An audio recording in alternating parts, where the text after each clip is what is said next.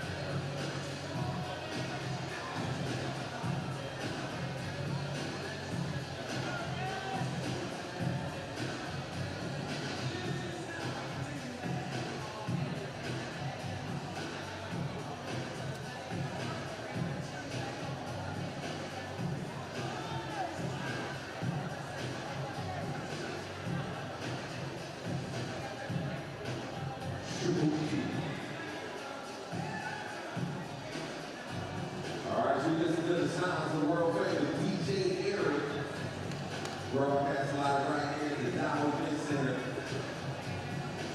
Saginaw, Michigan.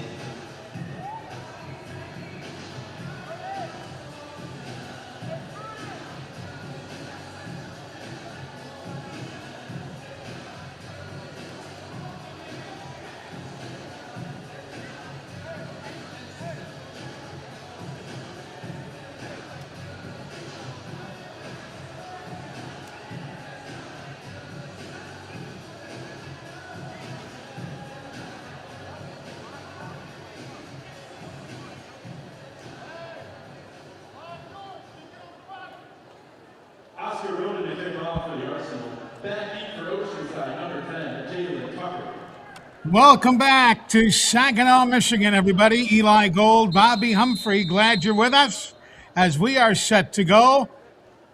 Michigan in the black and Oceanside in the white and blue. Remember now, this building has a fairly low-slung ceiling, so the scoreboard hangs low. We see a lot of kicks bank off the scoreboard. This one does not, but it's just something to think about as the day goes along. And here come the Stealth.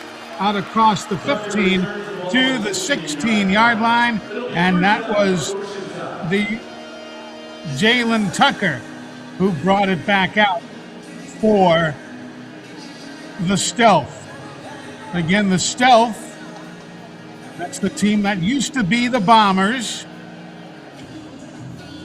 The team is basically the same, but a lot of the intellectual properties remained with the old owners, so now they are the Stealth. And that's a pretty good name, if you ask me. Yeah, that's pretty good name. I like it. Rudy Johnson, number 7, the quarterback. He'll get things going here with a straight drop to the 11. Near side, and it's tipped in the air. Incomplete. Javon Tucker was the intended receiver. Tucker, he's done everything this year. He has thrown the ball, he's run the ball, he's caught the ball, he's tackled ball carriers, he's done it all. As you can see the replay here, great router, out and up, actually gets a stepped on the ball. Ball just maybe a little bit tad underthrown by Johnson there, but nevertheless, they're starting to go to Tucker very, very early, and he has 61 receptions on the year, so we expect to see a lot of him tonight. Kai West was the defensive back on the scene. Here now, a 2nd down and 10. Man in motion, and the whistle comes sounding. C.J. Jackson, the referee today.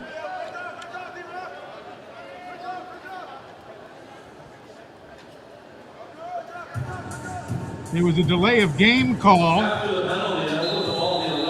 that C.J. called, but we didn't hear the announcement.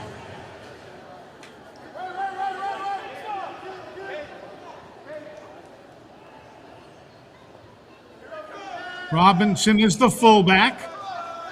Quarterback Johnson. Straight drop. And down he goes. First sack of the ball game for the Michigan Arsenal. Chris Fitzgerald came through, and watch this. This went right around number 54, Alex Heil.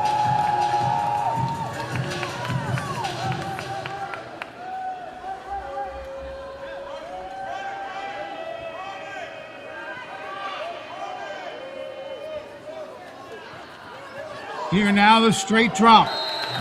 Throw far side, incomplete. Nobody there.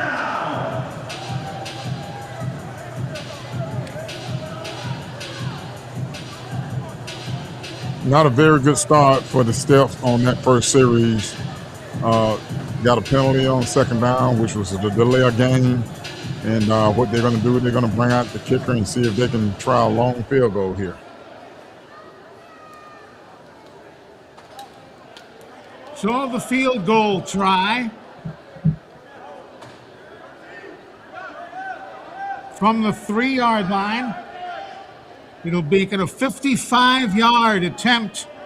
Gunnar Rayborn, former Alabama Crimson Tider and former Nashville Cat, is short. Vance Bennett will bring it out to the 13-yard line, and we remain scoreless here.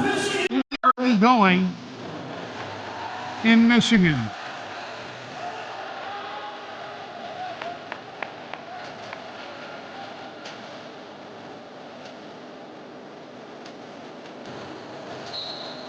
Vance Bennett.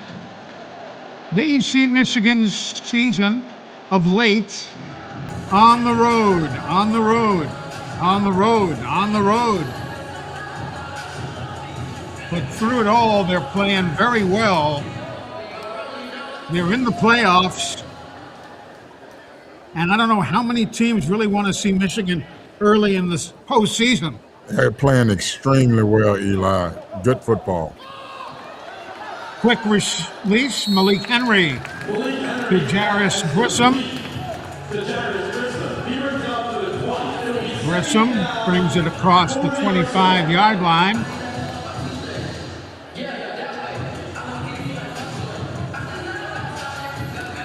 Michigan 5-6 on the year.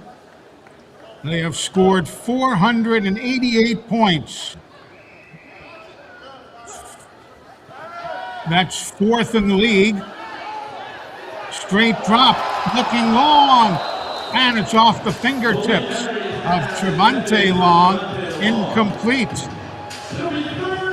Here's Trevante, went to Shaw University, had a school record 146 receptions when he played there before going to North Carolina A&T, and just couldn't quite hang on. Yeah, couldn't quite on home. Mel had his eye on that safety on the back end, number 2. So now a 3rd down and 3. There's a screen. Up the right side, first down to the 16-yard line. Jarris Grissom. He's a local favorite. He played at Saginaw Valley State. Also played at Morgan State and Eastern Michigan. But they like him up here because of his time with Saginaw Valley. It'll be a 1st and 10 from the 11. Straight drop. Flags are down. Somebody jumped, and there's a souvenir. Just drop it right into the lap of the person sitting in row 1.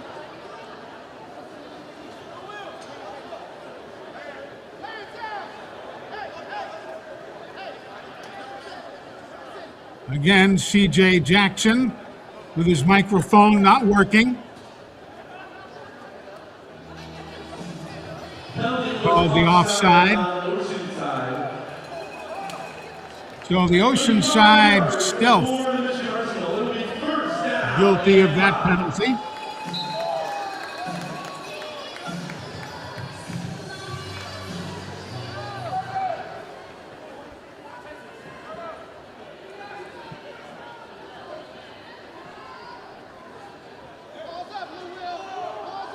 Here now, Michigan.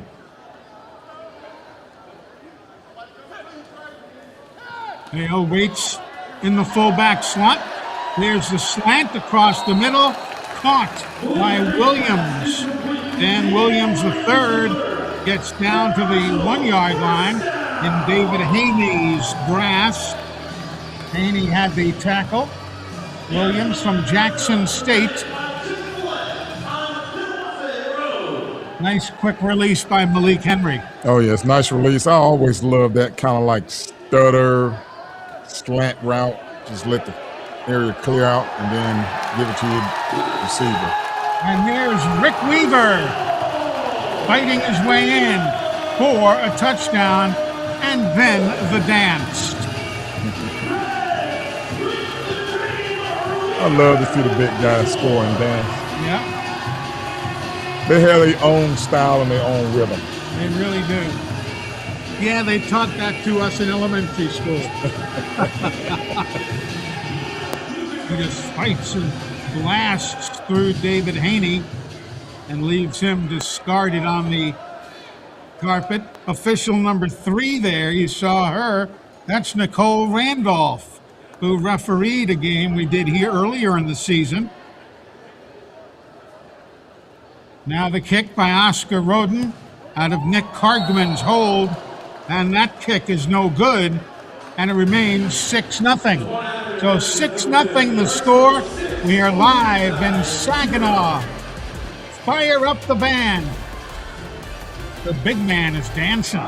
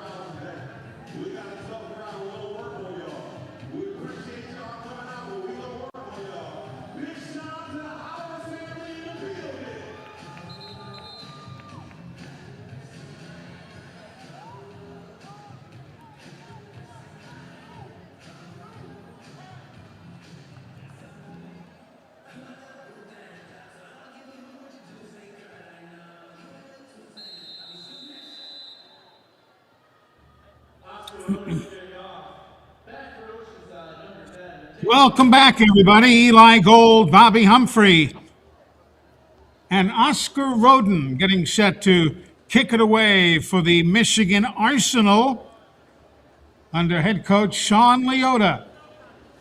He's been around the indoor game for years and years, one of the best. And the kick. And that hits the scoreboard. Well, we talked about it earlier. So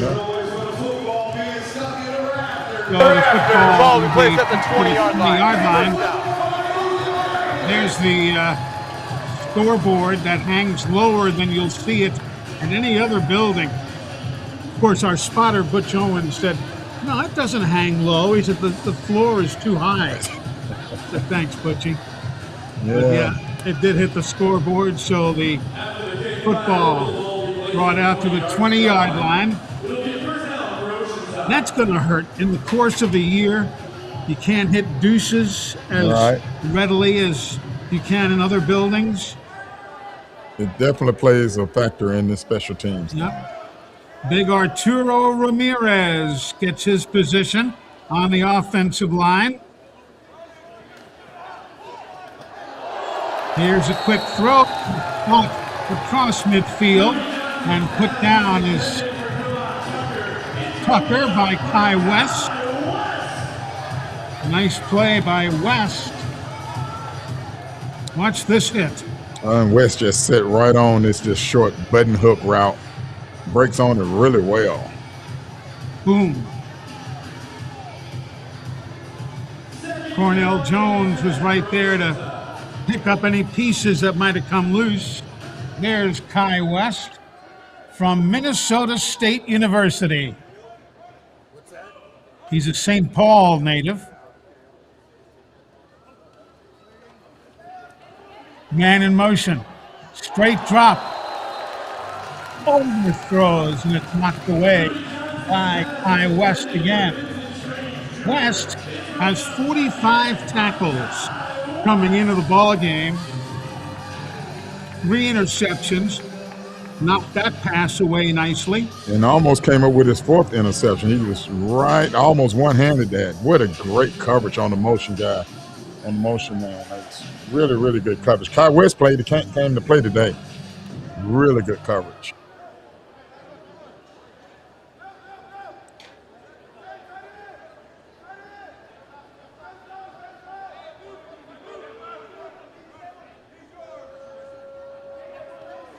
So now as they work the stealth from the 20, running room, open, Rudy Johnson, touchdown.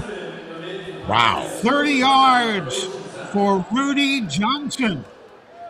Wow, that was impressive. That was impressive. He does have 9 rushing touchdowns, also leads the team in rushing yards. Yeah.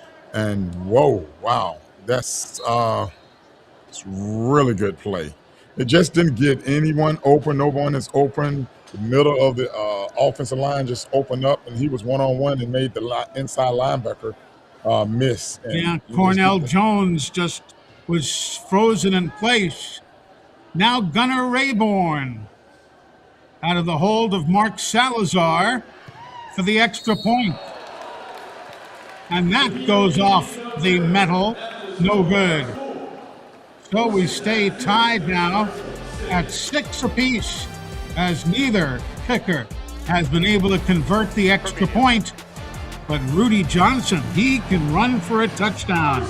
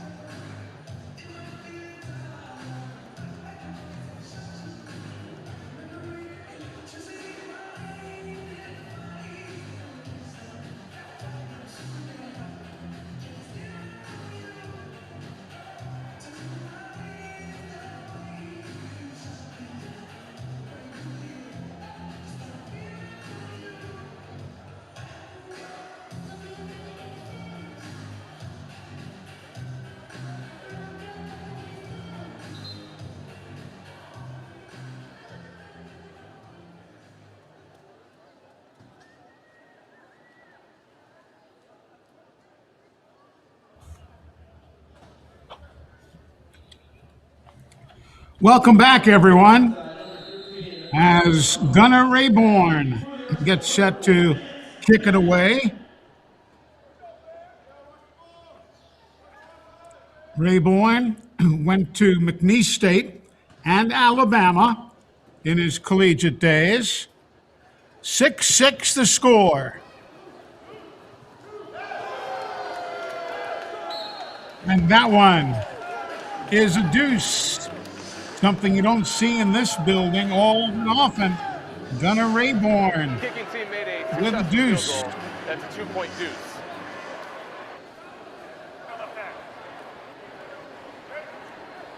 Here's that touchdown again, Bobby. Looked like you. Just a wonderful job by Johnson. And he just freezes Jones, just freezes him, just one-on-one tackle. You have to make that tackle, but then again, when you get an open field, you got to be able to make a guy miss, and Johnson did just that. And he sprinted to the end zone, great speed.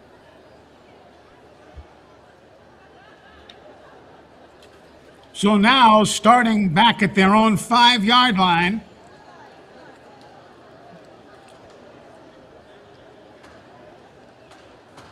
Oceanside, that's in the San Diego area. They take an 8-6 lead. Straight drop, loading up, Malik Henry, and that's incomplete. Looking for Danny Williams on the right sideline. David Haney on the coverage. Incomplete. One of my favorite plays right there when you stretch the field and send the motion man, high motion man down the middle of the field deep and just go all nines. We just call that 9-9-9. Okay. Everybody go. Gotcha. Now a straight drop, step and a half, and the defense was in on him. Dano makes the reception. Trayvon Watson Sr. was there to make the tackle. It'll be 3rd and 10 now coming up for the Michigan Arsenal.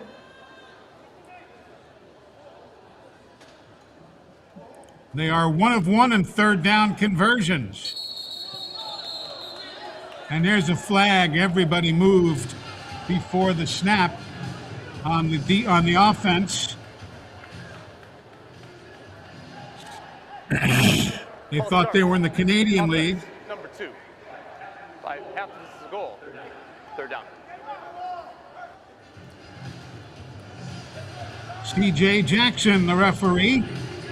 The umpire, Neil Howie. The down judge, James Bower.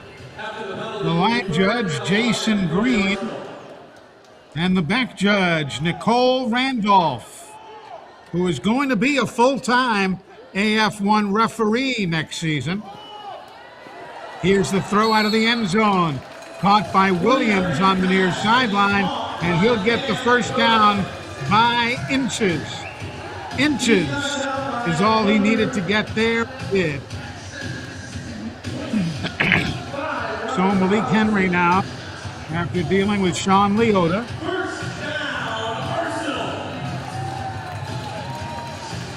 So it'll be a first down.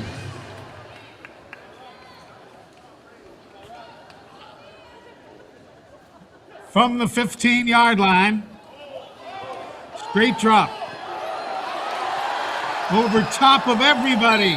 Williams is open down to the 9. Nice touch on that pass to Danny Williams. It'll go 35 yards for the first down. Not only was it a nice catch, it's a difficult throw to make. Going away from the receiver. Yeah, he's going to his right and throwing the ball to his left across his body and deliver a perfect pass to Williams.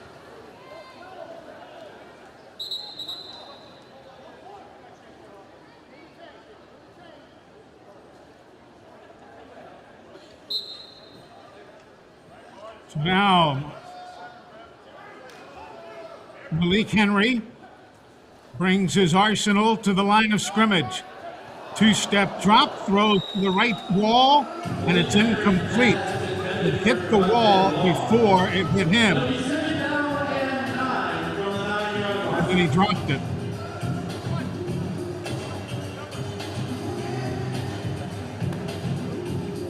Daniel Williams. He played for Duluth in this league. He's played for the Calgary Stampeders. He played for the Tampa Bay Vipers in the XFL. He played for Memphis. He was on the practice squad for the Seahawks, the Browns, the then Redskins. He was on the practice squad for the Jets. All of that after playing collegiately at Jackson State.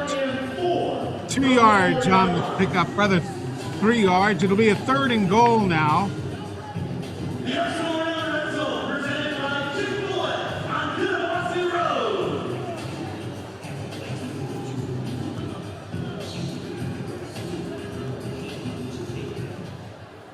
Here they come to the line of scrimmage.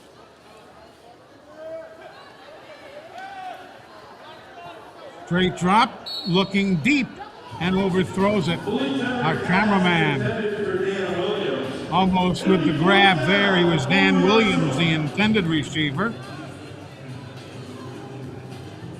And our corner cameraman there was closest to the play.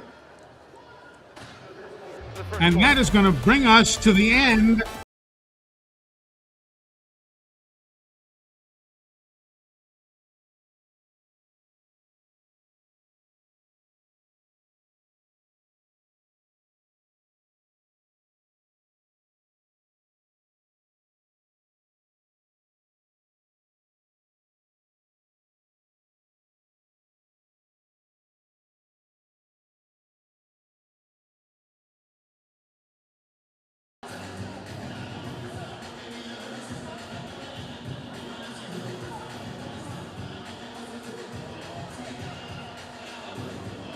Okay, Michigan Arsenal fans, we call this the Michigan Arsenal Sack Attack giveaway. So I'm looking at the audience right now. I'm trying to see the livest person in the crowd. I want to feed you free food. I want to feed everybody in the building.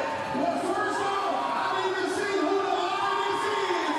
Where is the livest individuals in the crowd?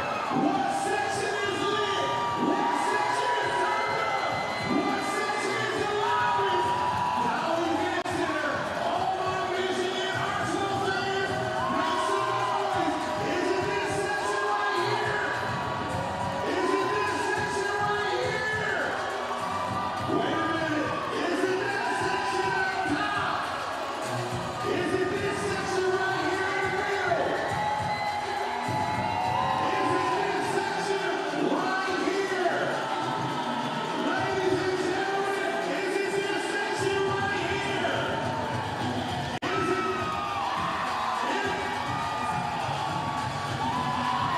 think we have a winner. This section right here. Make some noise. Michigan Arsenal fans, we call it the Michigan Arsenal Sack Attack. That section right there was the line in the field. Therefore, they get free snacks, free food, courtesy of the Michigan Arsenal. Welcome to the Dow Event Center. Oh, baby.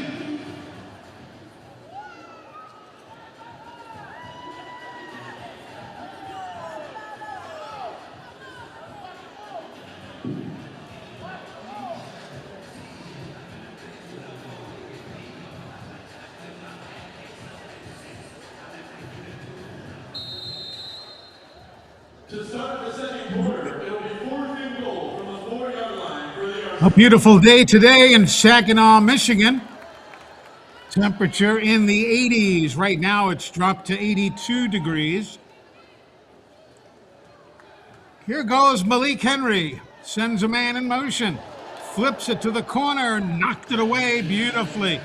Great defense on the part of number 23, who regretfully is not on the roster that they gave us, but it is Jaden Bowen.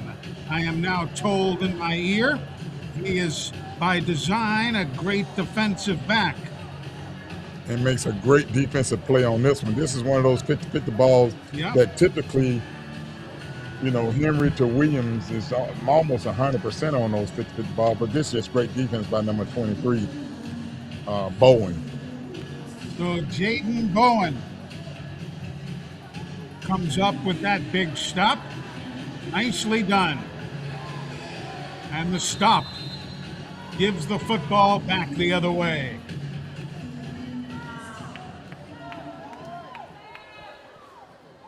That'll be the first stop of the ball game for the Stealth.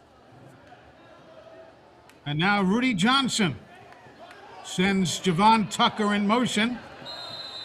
The throw goes underneath to about the 3 and then up the wall to the 8-yard line.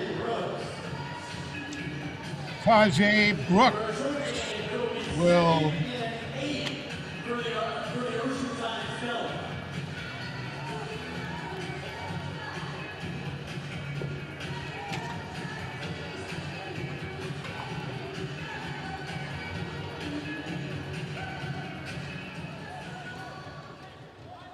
Xavier Crawford, who was 81, is now being listed as 0. We had Tajay Brooks as 0. That's just part of life here with the team that has changed ownership and gone through a bunch of changes here in the middle of the week. 54 is offensive lineman Junior Tuatasi, who was listed as 50. Rogers, the defensive lineman, is wearing number 12. He was listed as 98. So we apologize for these misidentifications, as that deflection at the line of scrimmage is picked off by Michigan, and they will carry it in for the touchdown. Big time play by Jalen Jackson, the linebacker from Georgia Southern University. Big time play for Jalen Jackson. Touchdown, Arsenal. And this ball just gets tipped right there by number 28, I think. He tips that ball, and then it lands right into the hands of Jackson. And he just walks in, scrolls in for a touchdown.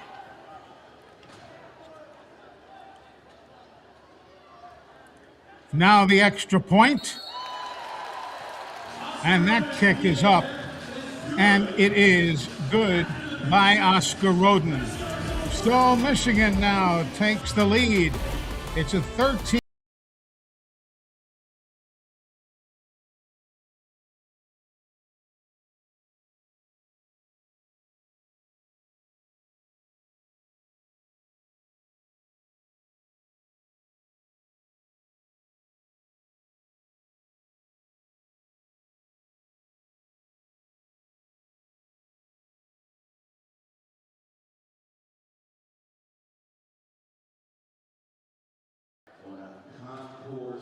And check out our exclusive collection.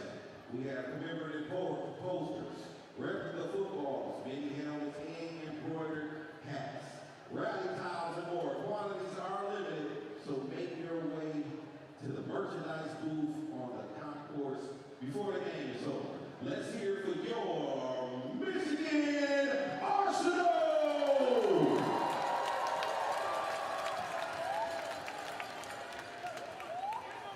All right, while we got the energy going, it's time to rock out one time. It's time to rock out right now. Pull those air guitars out. Michigan Arsenal fans, DJ Eric, let's go. All right, I need everybody to pull those air guitars out. We got the air guitar cam going right now. I need y'all to rock out.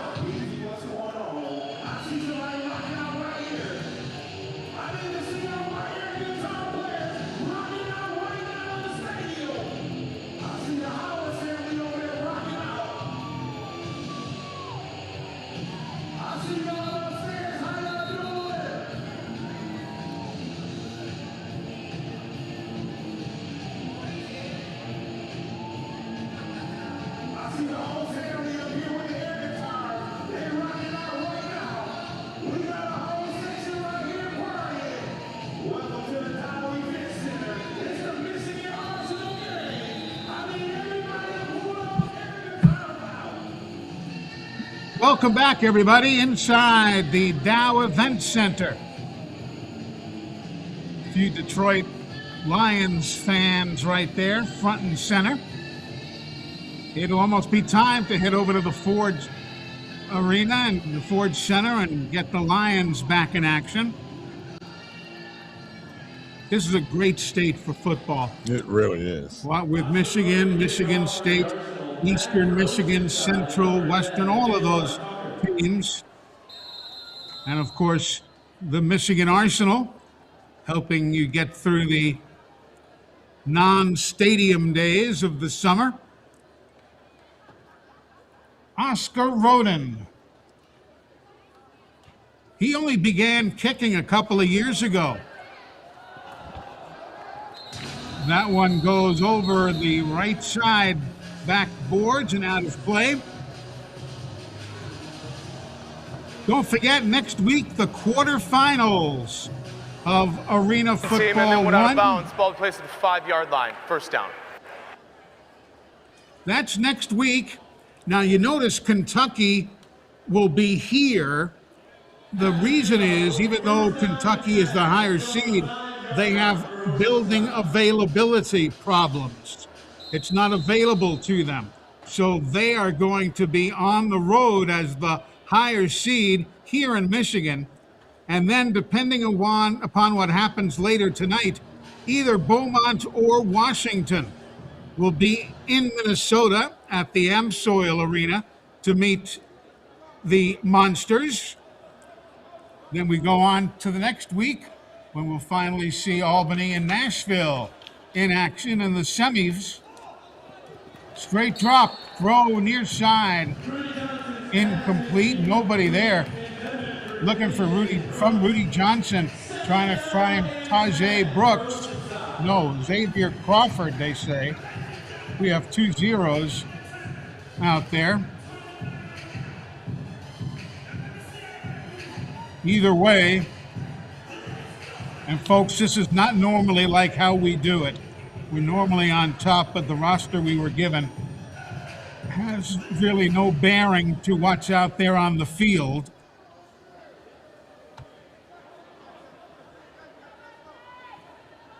Now it'll be a 2nd down and 10.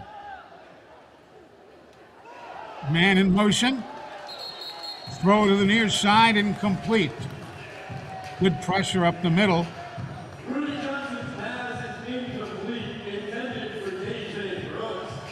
That's pressure right up the middle.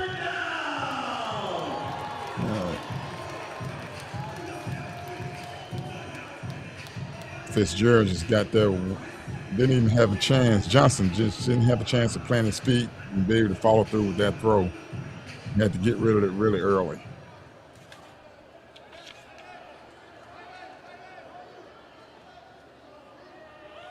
One of 3 in 3rd down conversions.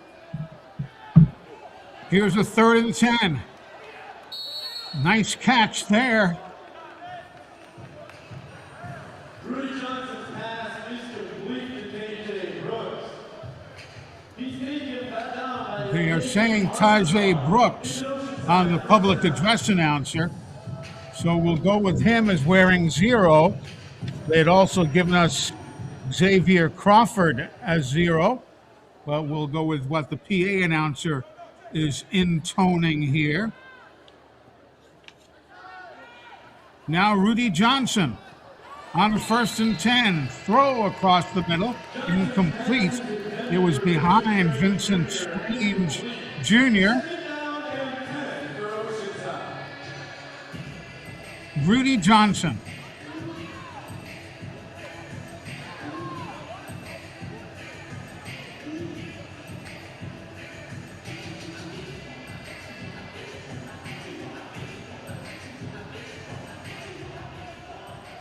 Brandon Hendricks, number 73, helping to anchor that offensive line.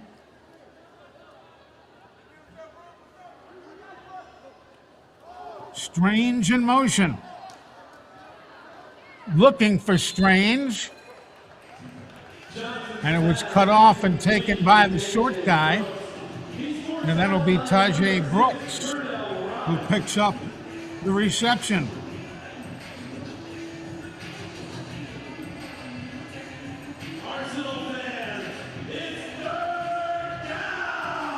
So now 3rd down and 5. They are 1 of 4 in 3rd down conversions today.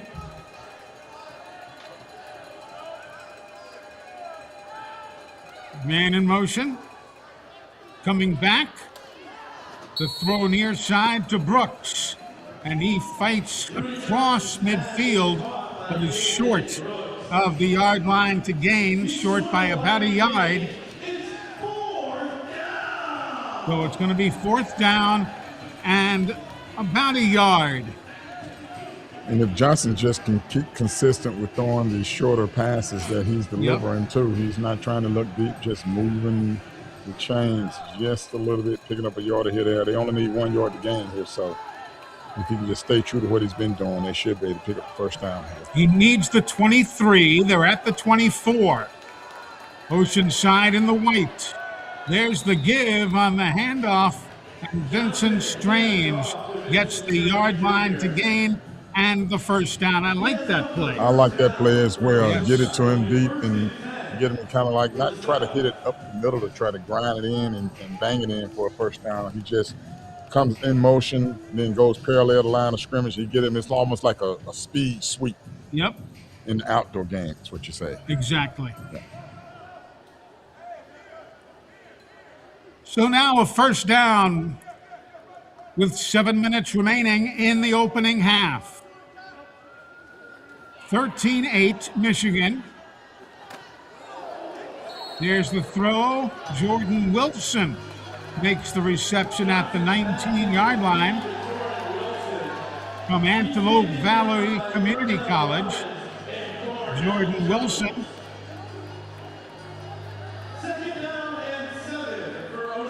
So it brings up a 2nd down and 7. Pickup of 3 on the play.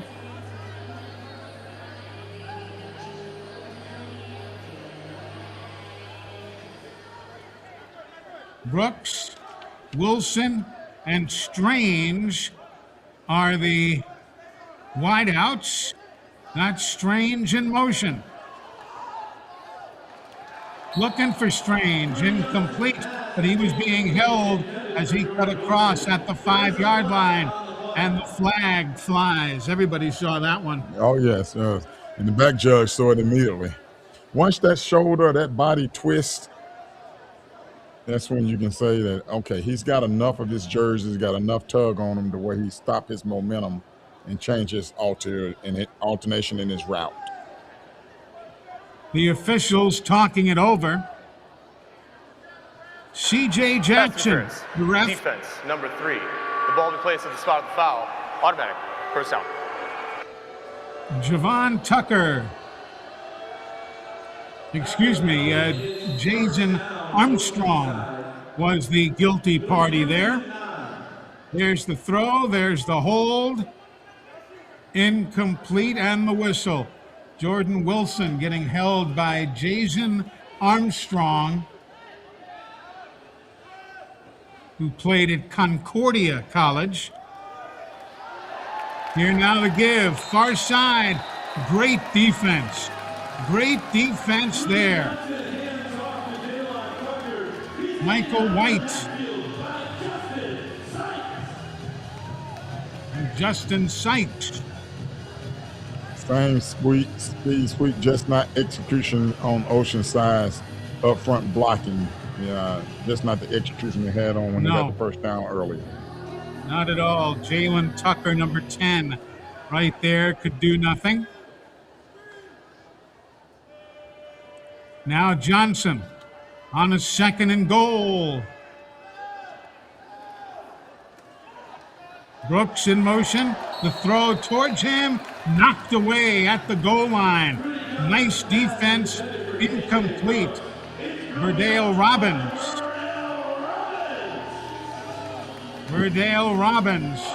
We've seen some great plays here in the ball game in this 1st half by the defensive backs. We have.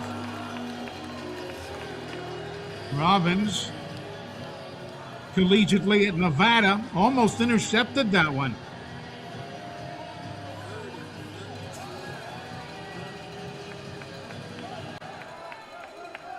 Zero, by the way, is Crawford. Brooks is not dressed.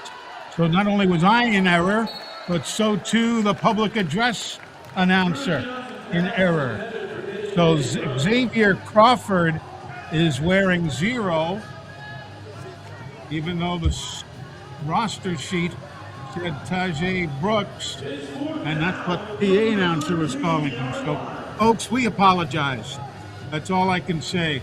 It was the roster that was given to us by the team, but obviously the team has had a lot going on here in the last few weeks, but you'd think their names and numbers would be the most important to get to everybody, but not. Well, you would think the roster was also given to the PA announcer, so You'd think. same roster they gave them, they gave us. Next, the field goal try. It is up and it is good. 28 yards. 28 yards for Gunnar Rayborn.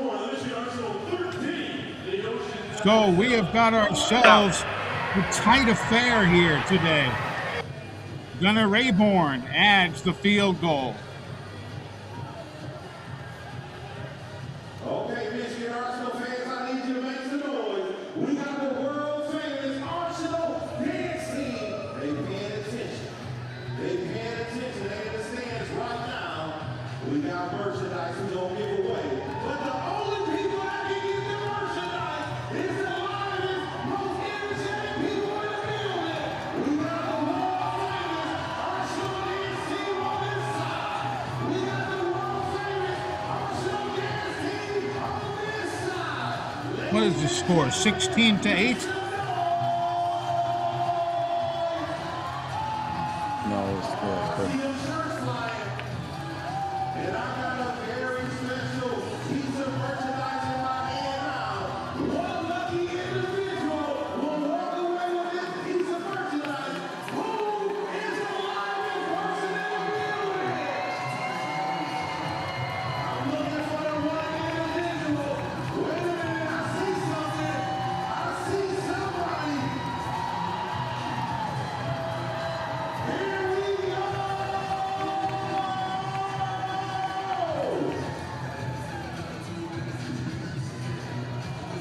Official winner, DJ, got the music. I got a public service announcement right quick. We're gonna have a halftime dance challenge.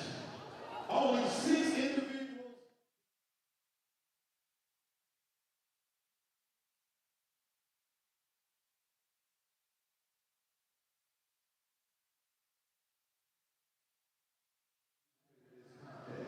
So right now, the first 6 individuals that go upstairs to the merchandise table and register, you will be in competition right here, center field, Dow Event Center, Michigan Arsenal football game.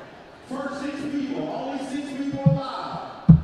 Family is enjoying AF1. Getting shirts, picking up all sorts of souvenirs. Getting set to kick it away is Gunnar Rayborn, whose last kickoff went for a deuce.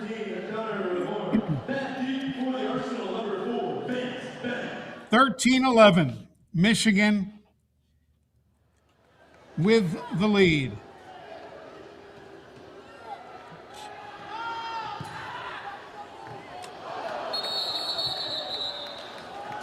And there's a whistle. Hit the scoreboard. That'll be 2 Hit the ceiling, scoreboard plays at the hits 20-yard here line. today. We're coming right back. What a day here in Saginaw.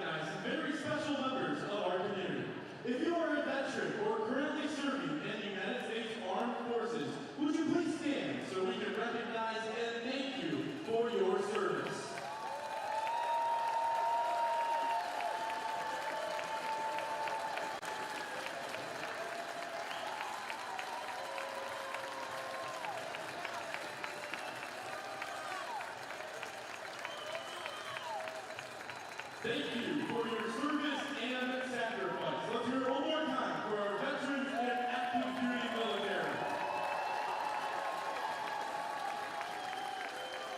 And now, if you are a first responder, healthcare professional, teacher, or dedicated service worker, would you please stand?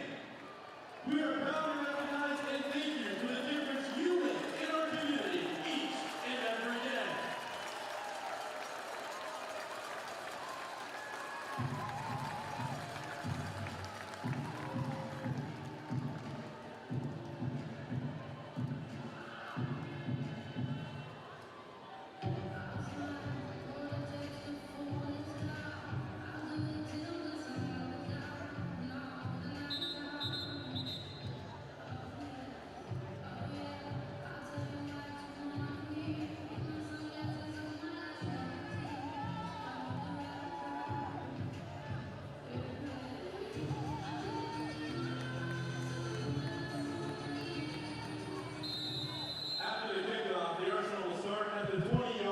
Welcome back, everybody.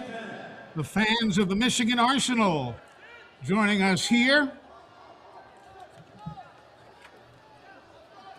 at the Dow Event Center. Here's a first down throw. Williams along near wall makes the grab. Second down and 5.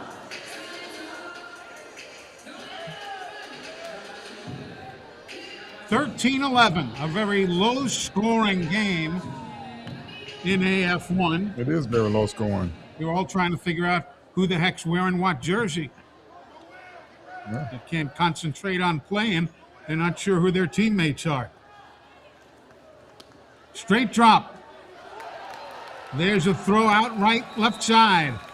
Catch made. And then Dan Williams carries David Haney with him. Pick up a couple of yards.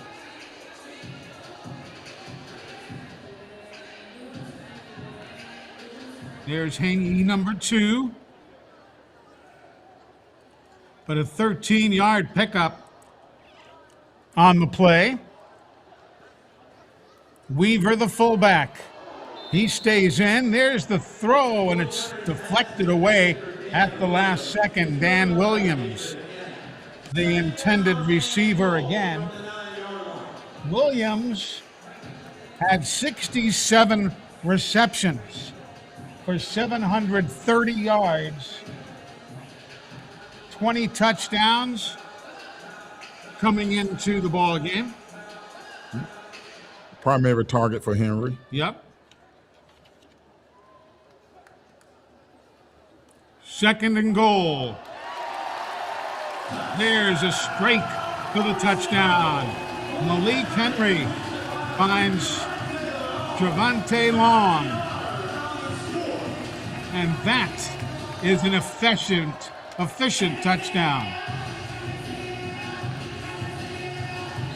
Strong arm. Just throws it, just zips it right in there to Long. This is play right here, a little short motion, and great one-on-one fake to get open to the inside. 9 yards on the play. And a nice touchdown for the home team here. Now Oscar Roden. Both teams have all 3 timeouts. All reviews will come from on the field, and the 1-minute timing rules will be in effect. As we have reached the 1-minute timeout here in Saginaw. We're coming right back. Don't leave us.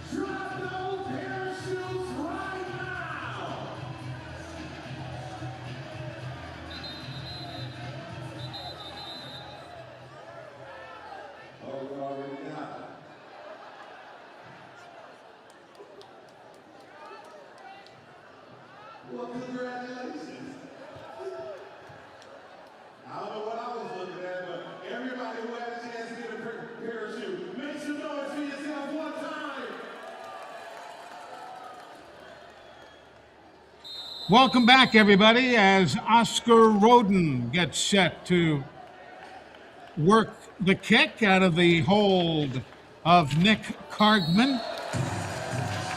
And it is up, and it is good. So Michigan, again, neither of these teams really have anything on the line here today other than they'd like to play well. In the case of Michigan, Oceanside, their season is over.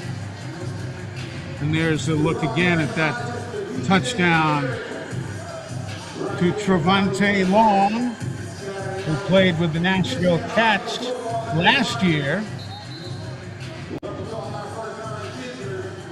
Don't forget, coming up at halftime, Jeff Levac, the host of AF1 Season Pass, going one-on-one with the organizer, Christy McEwen.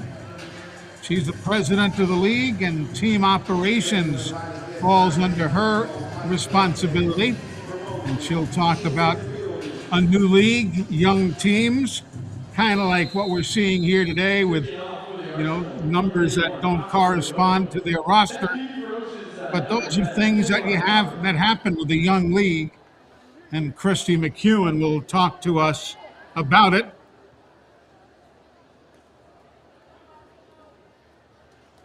Oscar Roden, he has 11 deuces on the year, and that one hits the scoreboard. That'll be the third time for the scoreboard to be hit here today.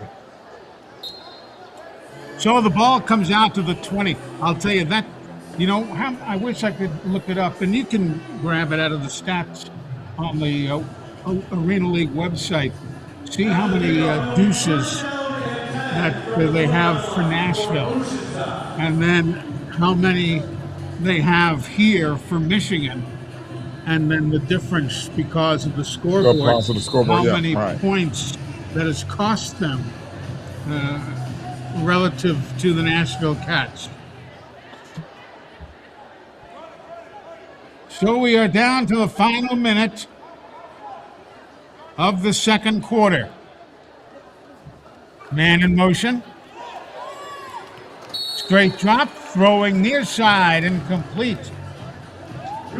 They were looking.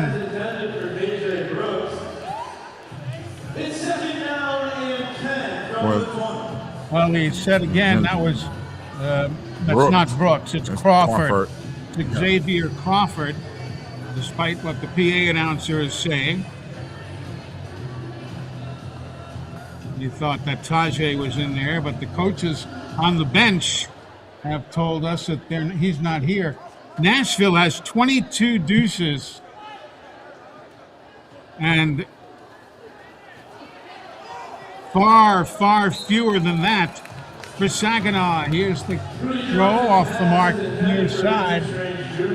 Roden has 9 deuces. There have been some others, but that gives you an idea, yes. 18, 20-point difference, especially when you really need it. That's right. When they come in handy with deuces.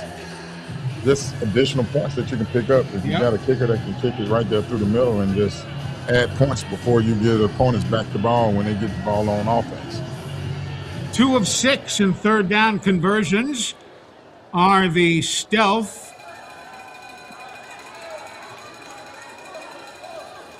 Man comes in motion. Johnson straight drop, throws complete down to the 11-yard line. Nicely done. And that was Xavier Crawford. First down, Oceanside. And that was, I would think that's one of Johnson's better throws of the day. Yep. This is really string the route. Being taken by Michigan. Their first of the half. Vincent Strange, was Kai West, was there on the tackle. And the timeout now being taken. Don't forget, next week, the postseason begins, and we will have every playoff game for you. Saturday of next weekend, the quarterfinals right here in Michigan. The game between Kentucky and Michigan. And even though Kentucky is the higher seed, they don't have an available building to them because of scheduling issues in Kentucky. So it'll be here in Michigan. Then on Sunday of next week, the Minnesota Monsters will be home against either the Washington Wolfpack or the Beaumont Renegades. So that's coming up next weekend. Games on Saturday and Sunday. Here's the throw, near side, and the catch is made at the 11-yard line. Xavier Crawford, Jason Armstrong on the cover.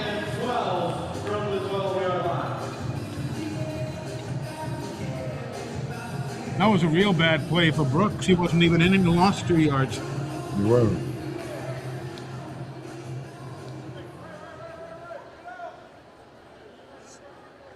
Now 2nd down and goal from 12 yards away. Motion, Strange. They look. Down he goes. That'll be the 2nd sack of the ball game. He just had everybody back there on that play. Timeout. Michigan. Michael White was back there. Jackson's back there. Michael White has 8 sacks on the season. Just breakdown and protection there. Jalen Jackson just wrestles him down along with everybody else.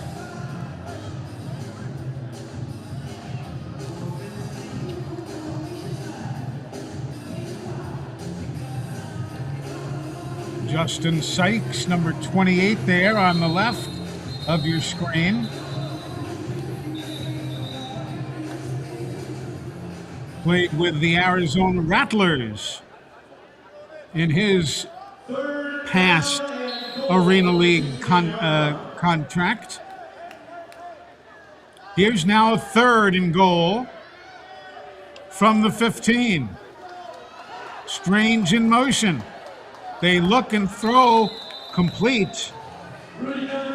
It'll be Jordan Wilson down to the 26-yard line. Or should be down to the 6-yard line. Timeout. And now 4th and goal. Their 3rd and final timeout of the half. And the 3rd and final timeout of the half being called.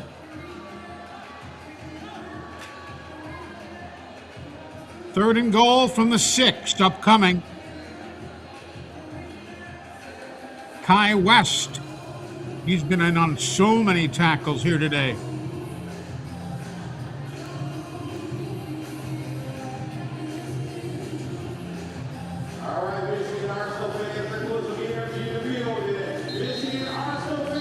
Coach Sean Liotto.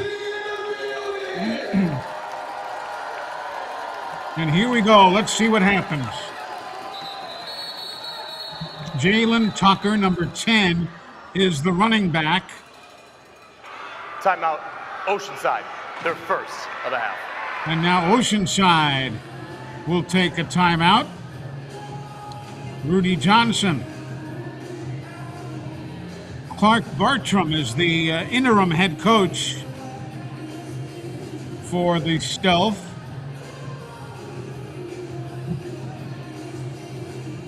And again, do remember, stick around at halftime. Christy McEwen, our guest. She's the president of the league, and there you see the standings. Remember, next week, Kentucky, even though they're 4th in the standings, they will be here at the Dow Arena, the Dow Event Center, for their matchup with Michigan, as Kentucky's arena is not available. A 20-11 lead. Straight drop. Johnson steps up, throws. It will be short of the yard line to gain. and it'll be a turnover going the other way. Vincent Strange stopped a half yard shy of the touchdown. Wow. Wow. What a great defensive play. I guess the officials holding up to try to determine whether or not that was a fumble and recovered in the end zone for a touchdown.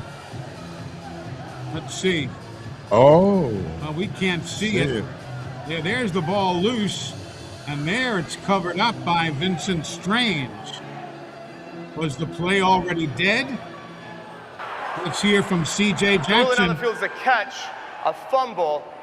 It's fourth down fumble rule. Only the ball carrier can advance the ball. It'll be first down Michigan at the 1 yard line. Good explanation from C.J. Jackson. Good explanation.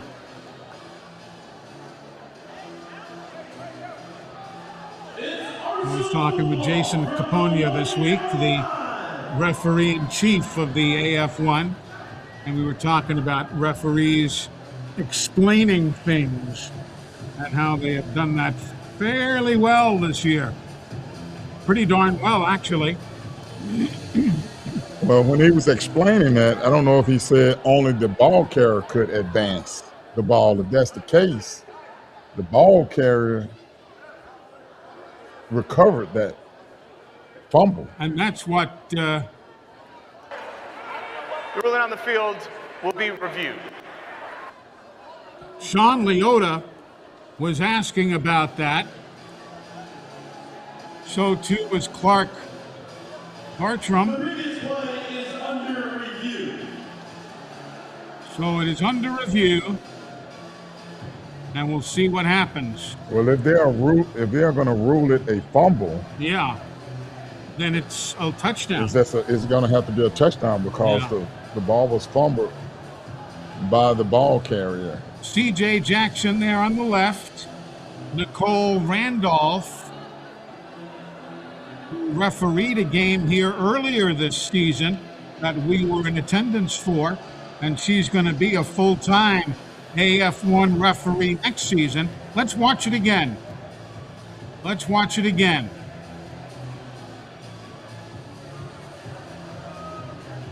He recovers his own fumble. The official there, number 33, waving the play dead instantly.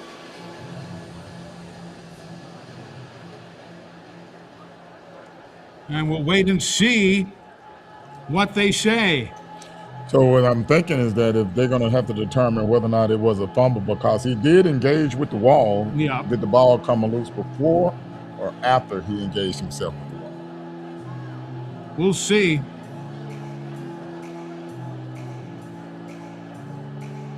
Looked like it came loose as he hit the wall.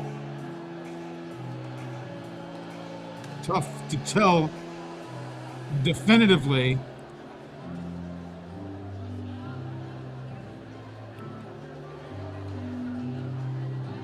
It was first and goal, so he can't get a touchdown without a first down.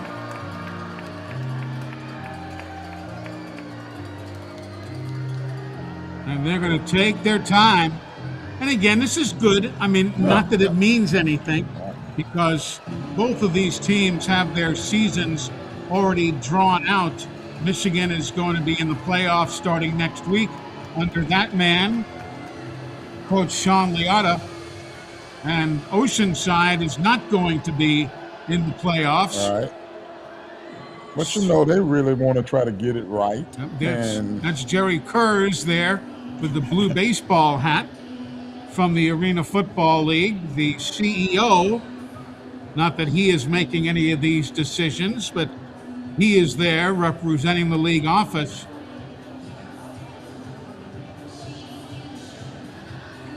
This is a lengthy review.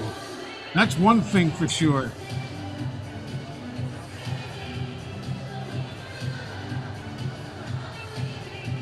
You know, with this win for Michigan, they would have put them at even 500. Yep. They would end the season with 6-6. So I would think that would be important to not only Michigan, but also to Henry, who's had a fantastic season. Sure, exactly.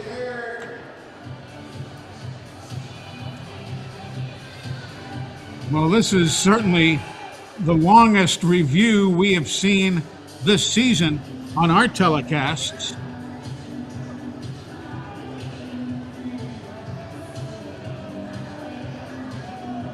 It's an obstructed view there because of the metal around the rebound net. You see official 33 waving no, calling the play dead. Jalen Jackson coming in to congratulate Bedell Robbins on the play.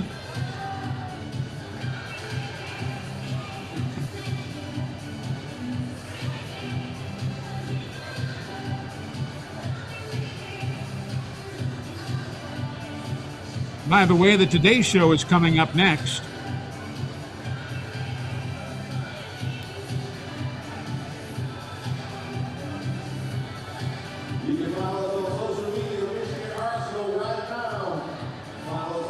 Let's watch this again.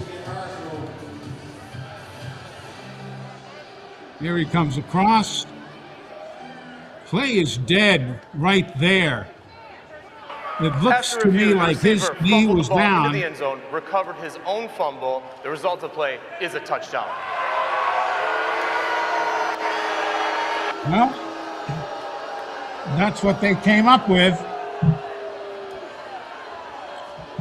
So it'll be a touchdown after recovering his own fumble.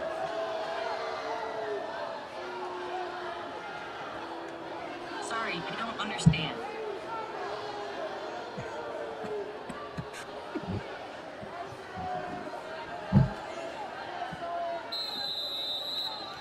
So it's a 20-17 ball game.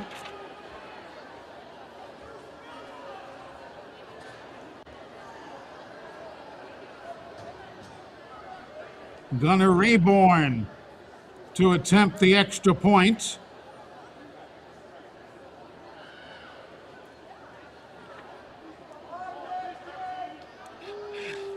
Mark Salazar is the holder. And the kick is up and good.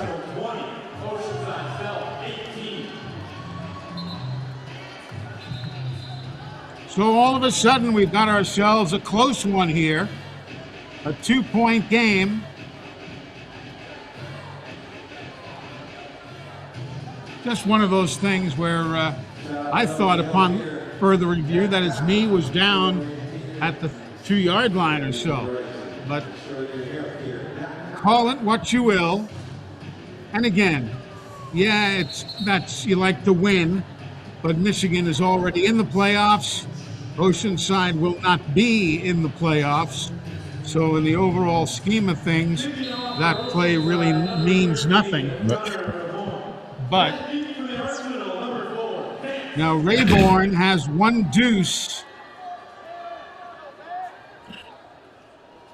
as we're down to 20 seconds remaining. Gunnar Rayborn was signed on July the 9th.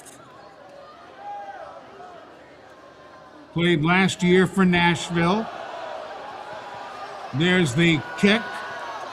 It bounces up at the 20, taken by Grissom. And Jarius is quickly covered up there at the 20-yard line by Jordan Baker.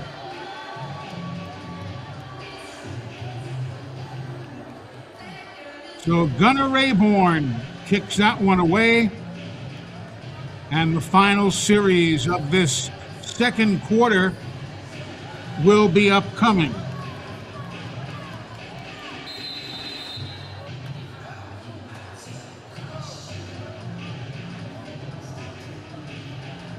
Malik Henry, by the way, with that touchdown pass, is tied for the league lead with Kolka with 56 touchdown passes.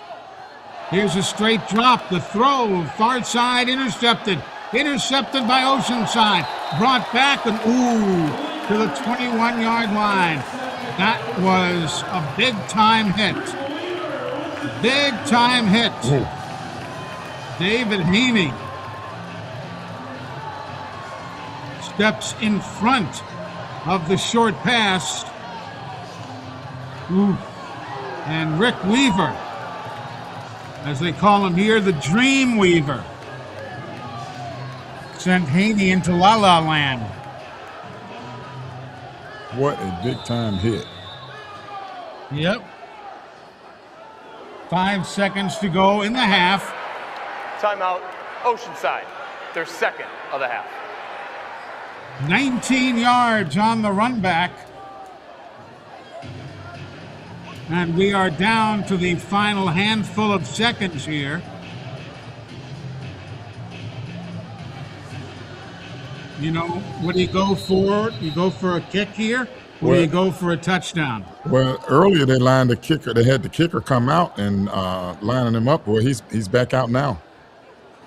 So I think they're making the right decision here by going. They missed from 55, and they hit from 28. This one will be a 31-yard try. And it's returnable off the net if it's a miss. Kick is up. Kick is good. It is good, and it is halftime. It is good. Field goal is good. That's the end of the first half. Indeed it is. Gunnar Rayborn comes up with a big-time one, and it's a 21-20 lead for the Oceanside Stealth.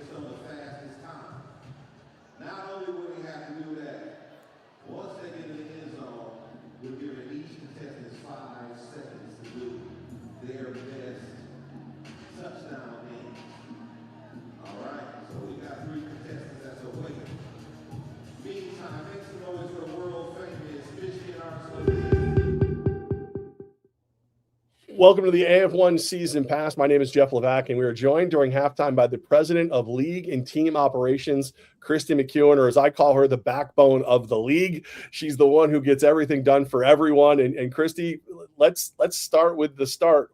Why are you here? What would take somebody who's so organized into the world of arena football? My organization is what brought me here. So little background about myself. I'm originally from Oklahoma. I am a Sooner born and bred, as Jerry will tell you and my family will tell you. I started as an athletic trainer for football and basketball at the University of Oklahoma. So my original intent was to go to PT school. Once I finished my undergrad, I worked in a clinic for a short period and I didn't like it. So kind of had a come to Jesus meeting with myself. Like, what does that next step look like?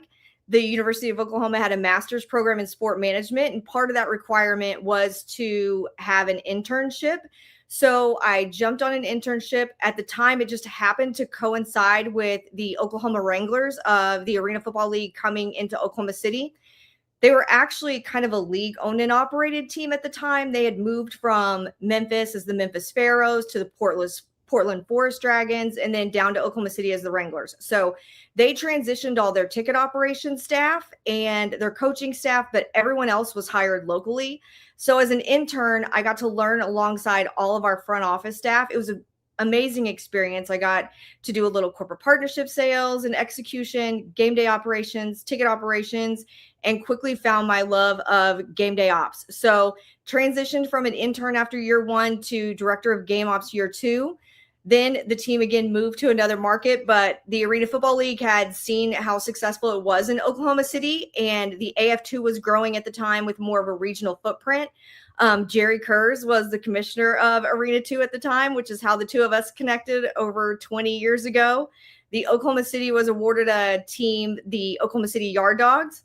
Started there as director of game ops. Over my 10-ish year period there, I ended up being the general manager of the team. Team was sold. The AF2 league office was in Tulsa. Again, Jerry's the commissioner. So Jerry's like, hey, I knew I wasn't going to match up with this new ownership group. Jerry said, hey, come to Tulsa. We're right down the street. Come work in the league office and do league operations, national broadcast, and game day operations. So I'm happy to do it. It's right up the street. I said, you're going to be in Tulsa for a while, right, Jerry? Jerry said, of course. Yeah, we got a 5-year lease here. 9 months later, I was living in Chicago because the league office had located. So that's how I ended up in Chicago, still working for the Arena Football League, loving every minute of it. Jerry went into a retirement shortly after the league office was moving to Vegas. I used that time to transition over here to Grand Rapids, Michigan, where my husband is from, and have been living here ever since and doing a little arena football on the side. So, all right. So the AF1's in year 2, and we know we've had some flux. There's been some changes, but it sounds like someone like yourself who's made a career out of arena football. Change ain't bad. It's just what we deal with. Exactly. Change is just part of the process. Especially, the league is in year 2. There are a lot of our teams that are in year 2. But our front office staff, who's very lean, we all have decades of experiences and are experts in our own areas. So I think we bring a lot of knowledge and experience so that we can help work through those changes. And a lot of us have seen some of the things that have gone on in this season and past seasons before. So we know how to navigate those and move forward and keep the league moving in a positive direction. Christy McEwen with us right now, and we're almost there. Last regular season week of the season.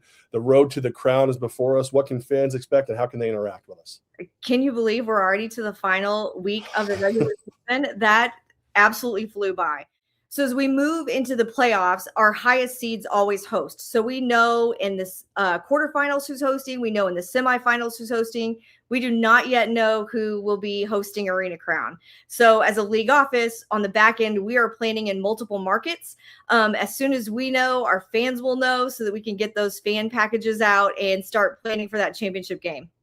I don't know what I'm going to do if it's not in Albany. I think my whole career I've only been part of a championship game that wasn't in Albany once, and that was in a mall, and you were a big part of making that go off. So are you almost excited to know that you could be anywhere from Clarksville to Michigan to Albany? Like, is it exciting or is it frightening knowing that you could be anywhere?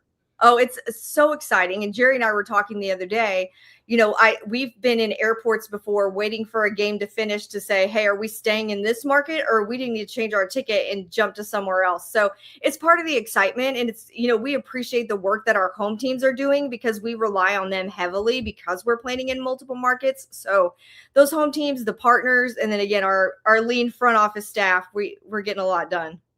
She gets all of it done. She is the president of league and team operations. She's the person I call when I need answers.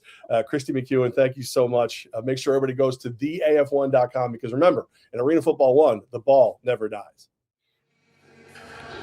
Jeff, thank you.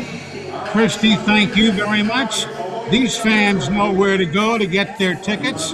No doubt they'll be here next week for the playoff game.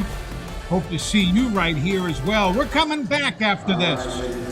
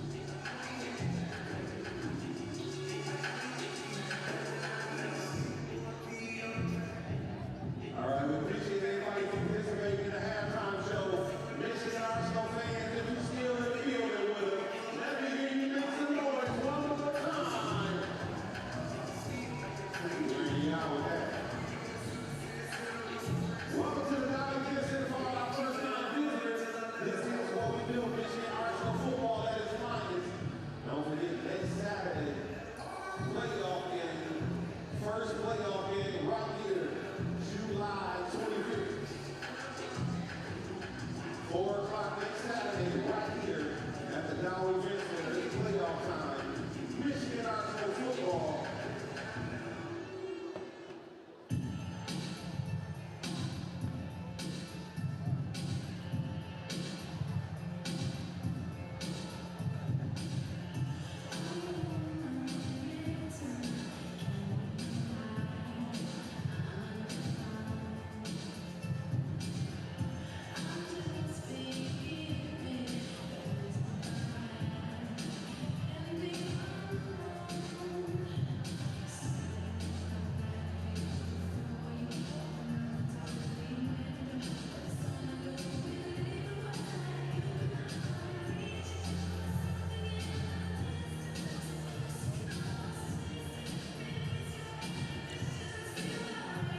Back with you here in Saginaw, and that's where we'll be next week. We will be here for the first of our two games next weekend on Saturday here on Vice, the Barrels and the Arsenal, the first of our quarterfinal matchups. Then next weekend on Sunday, if you're watching on YouTube, you'll see it live. If not, you'll see it on tape delay on Vice on Monday, July 27th. Either Beaumont or Washington, depending upon what happens in their games tonight against the Minnesota Monsters at the Amsoil Arena. So that's coming up next weekend. And folks, remember, every postseason game will be right here.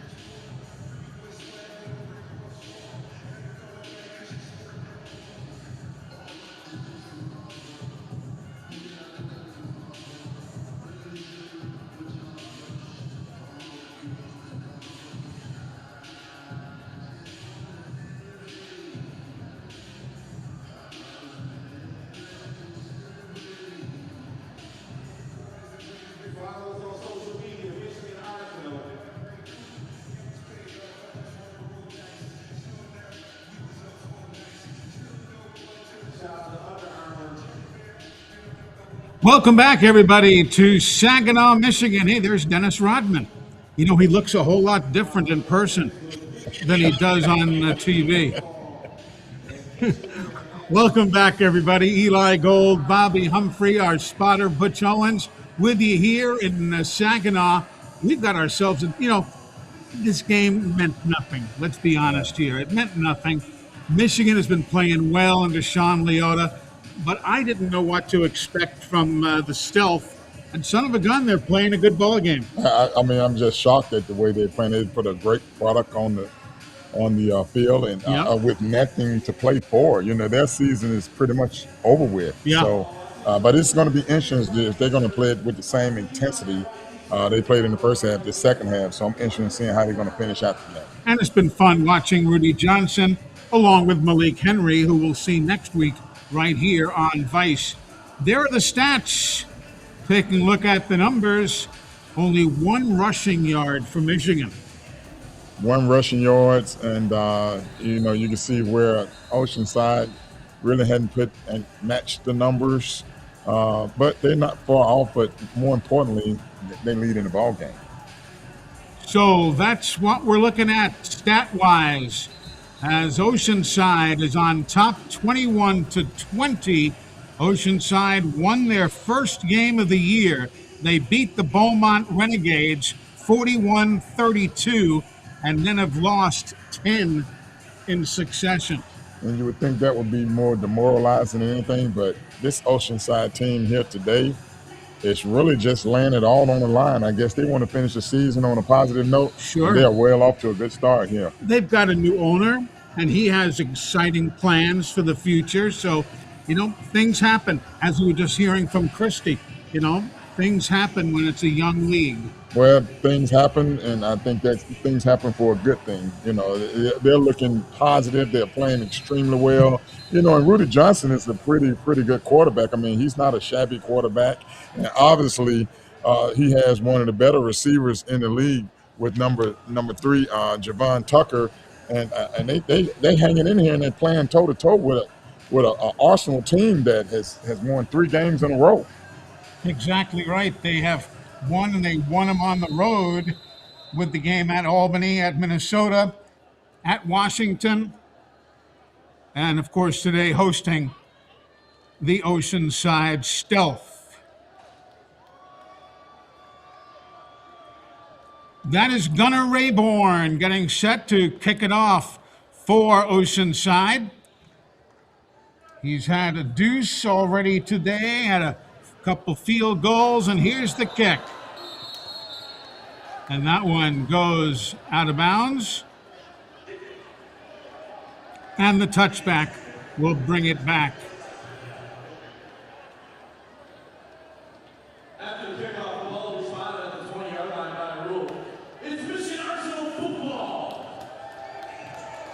Every time they kick it, it hits the scoreboard. Nothing they can do about it.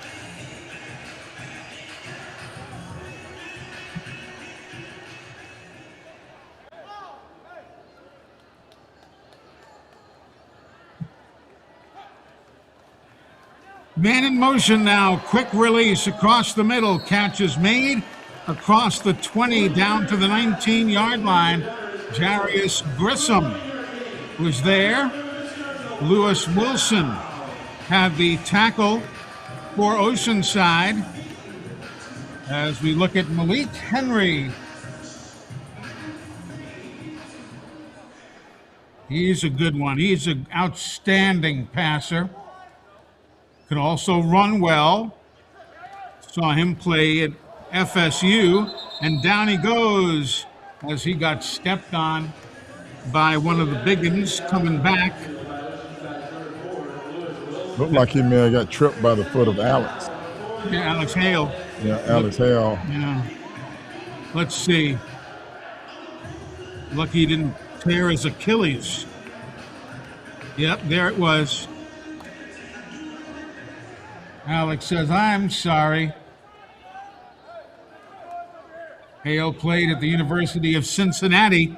Made a good name for himself, but not with plays like that. Now rolling right, throwing back across the traffic. Malik Henry incomplete.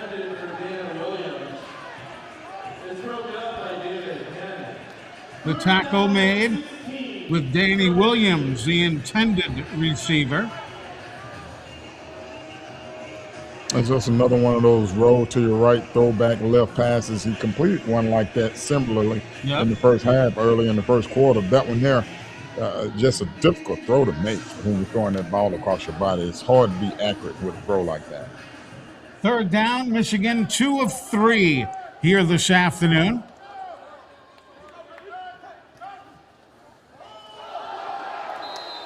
Here now the throw into the right flat. It goes one way, the body goes the other. A lot of, it's interesting. You don't often expect to see that down here this late in the season.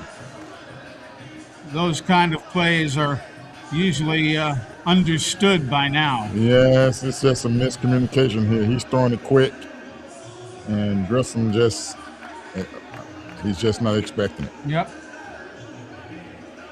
The former Iowa Barnstormer, Jarris Grissom. So now Oscar Roden to attempt the field goal. It'll be 38 yards. Kick is on the way. It is up. It is wide, no good. Off the rebound net. It's brought back and taken by the Stealth. Media timeout. So we've got timeout here in Saginaw. Back after this.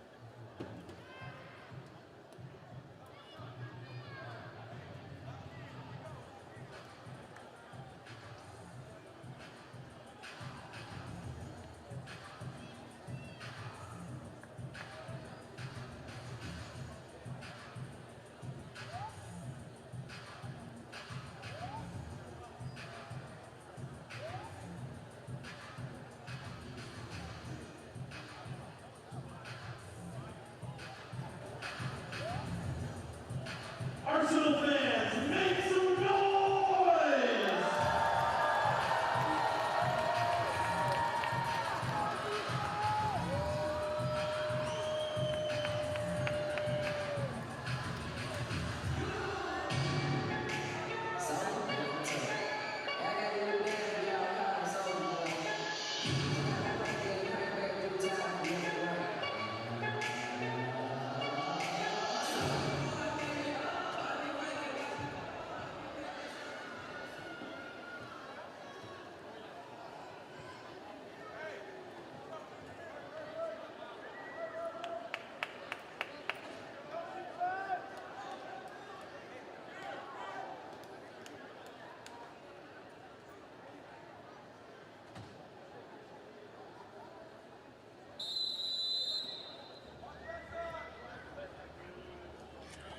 Welcome back, everybody. Rudy Johnson calls signals for the Stealth. Throws the out route. Play is incomplete. Xavier Crawford, the intended receiver.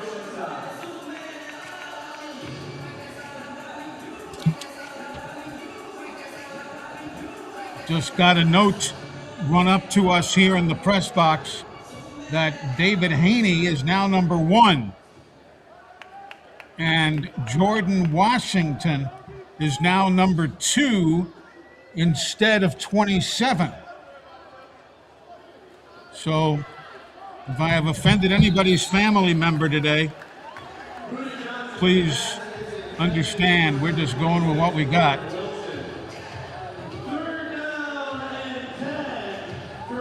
So that's life. Life in the fast lane. Well, hopefully we won't get any other changes. Well, it can't be many more. Here's a 3rd down and 10. That's going to be 16 number or name changes on the roster from that which we got 2 days ago from the team. Here now, the man in motion. Straight drop again. Rudy Johnson throws, and there's pressure, and that one is taken and knocked down at the 3-yard line. It'll be the 2nd sack of the day. 2nd sack of the day. And Rudy had no protection. Look at that. I None. just like the hustle of 67 Fitzgerald. Yeah. He just stays after the play. He kind of rushes the center, gets up the middle. Rudy Johnson scrambles out to his right, and he just get tracked down. Yep. Chris Fitzgerald played at Youngstown State and James Madison. That'll be the 5th sack of the year for him. And now Gunnar Rayborn from 3 yards deep in the end zone. 61-yard attempt. And that is played and handled on the 1 hop. So we're going to take a timeout.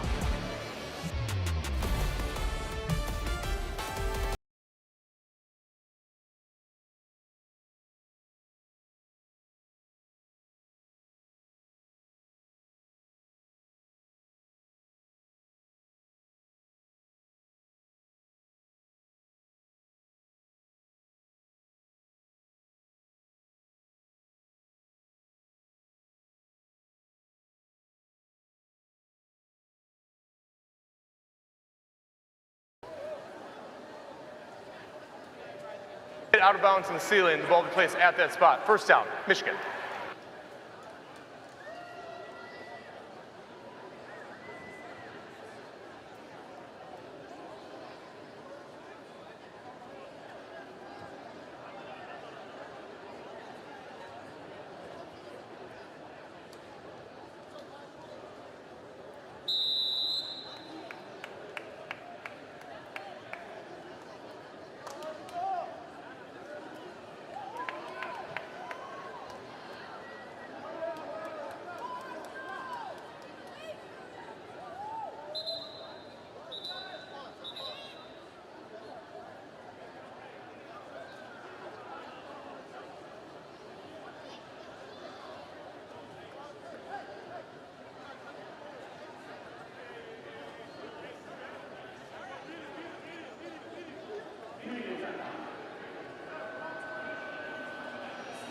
Michigan Arsenal proudly thanks Old Town Distillery for their continued support of Arsenal football. Be sure to support your businesses and support your team. Thank you, Old Town Distillery.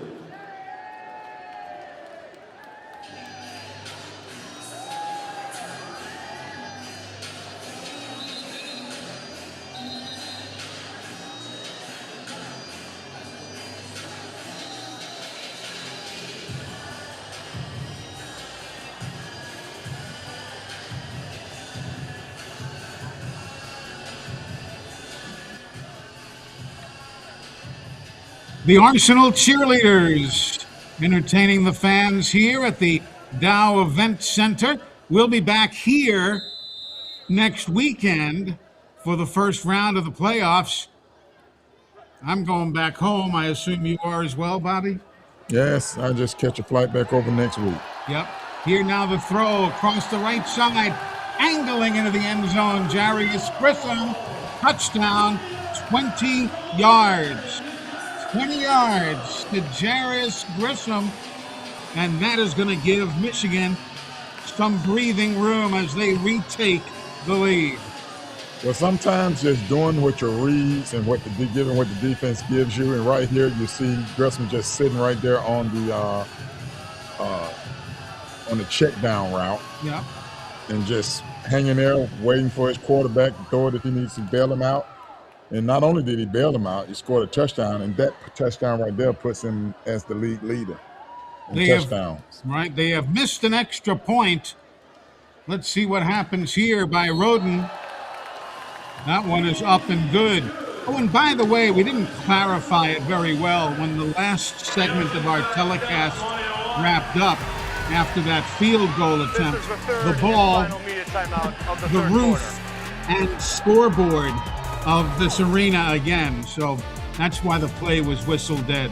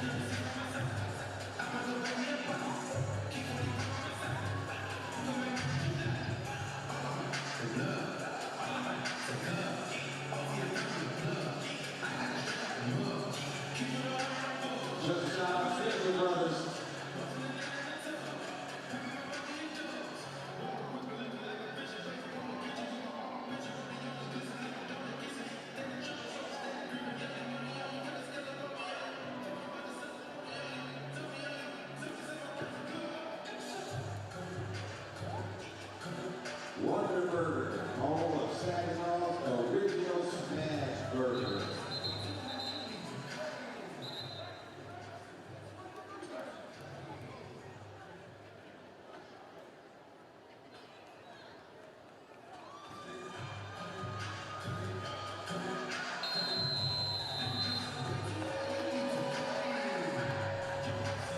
Welcome back, the Dow Event Center here in Saginaw, Michigan. A beautiful day here in Saginaw.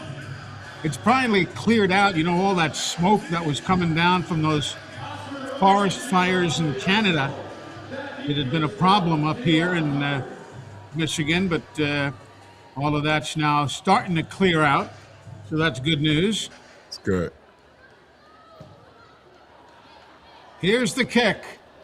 Roden into the end zone, brought out. Tucker gets it, and he'll take it out to the 13-yard line. Jalen Tucker.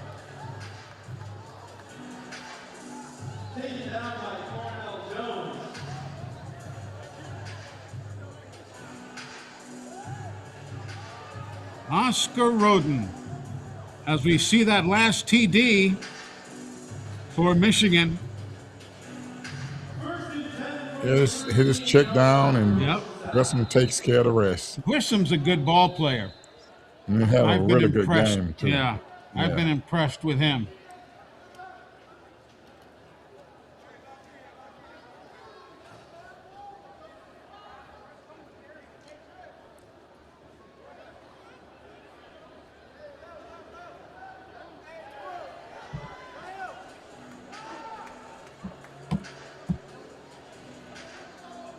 The officials having a discussion back at the 5-yard line.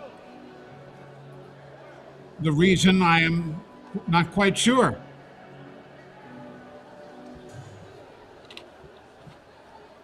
C.J. Jackson, Neil Howie, James Bohr, Jason Green, and Nicole Randolph, the officiating crew here today.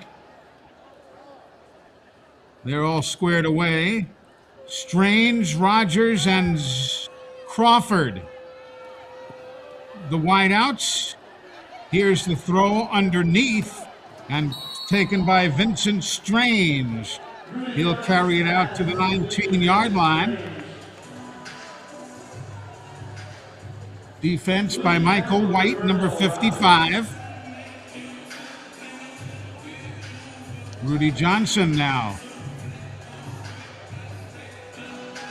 He was an all-conference quarterback when he was the QB at Texas Southern back years ago. Well, it was probably about 2012 or so, 2013, but he was all-conference when he played there.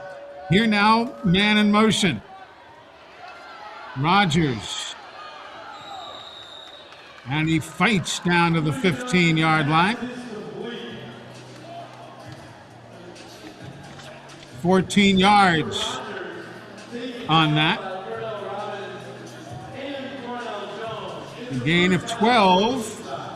Even though the PA announcer said it was incomplete, it is going to be a gain of 12 on the play.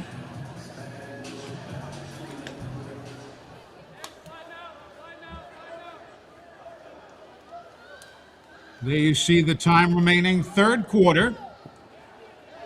Man in motion, near side, the throw, Vincent Strange, and he'll make the grab down low. Can't go any farther, but he'll pick up 4.5, maybe 5 on the play. Gets a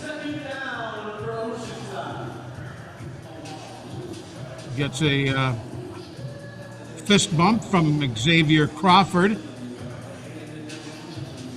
Crawford, a former Beaumont Renegade. They play tonight. Getting cranked up here in just a short while. Strange throws the ball knocked down at the line of scrimmage. Rudy Johnson looking for Strange. And it got knocked down at the line of scrimmage. Watch it again. And this may have been a great knockdown because Strange was not open, and that would have been very interesting to see if that ball would have got kicked or not, if it had got past the line of scrimmage. Yeah, Justin Sykes, who was 6'3", 250, stretched up to the full reach that he has and swatted that one out of midair.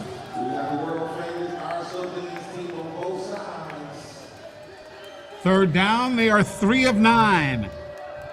The stealth is. Man in motion. Strange, the throw his way, and the grab is made at the 5-yard line. Good enough for a first down.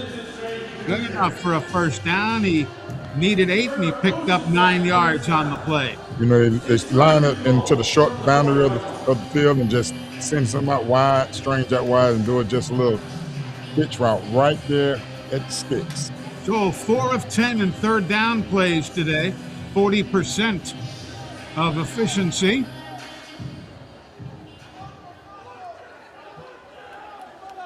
Let's see what Michigan does defensively here.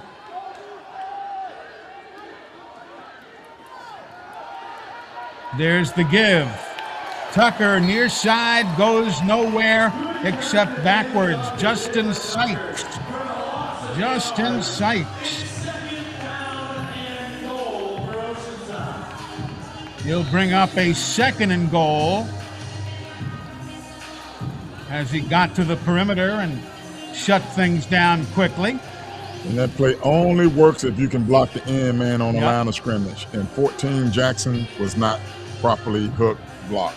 He got penetration, got in the backfield, and was able to get his hand on Strange before he could get going.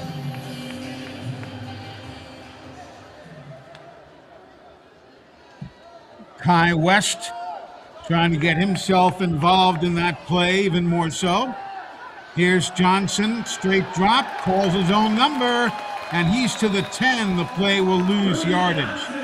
He'll lose 3 on the play. Goes from the 7 back to the 10. And that is going to be the 3rd sack of the ball game. Right there. Watch it again.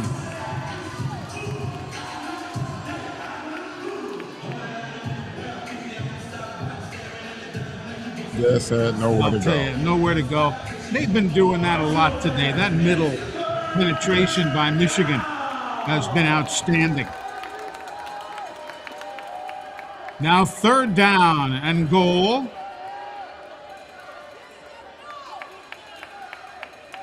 From the 11. Strange in motion. There's the throw near side. Caught by Shawan Rogers. And Rogers, a U.S. Marine Corps veteran, put down by Kai West, and it brings up 4th and goal. The Michigan secondary, Arsenal secondary, just does a great job of wrapping up. They don't miss very many tackles. They really don't. Kai West, Gradale Robbins. So now 4th down and goal. They are 1 of 1. The stealth is in 4th down conversions today.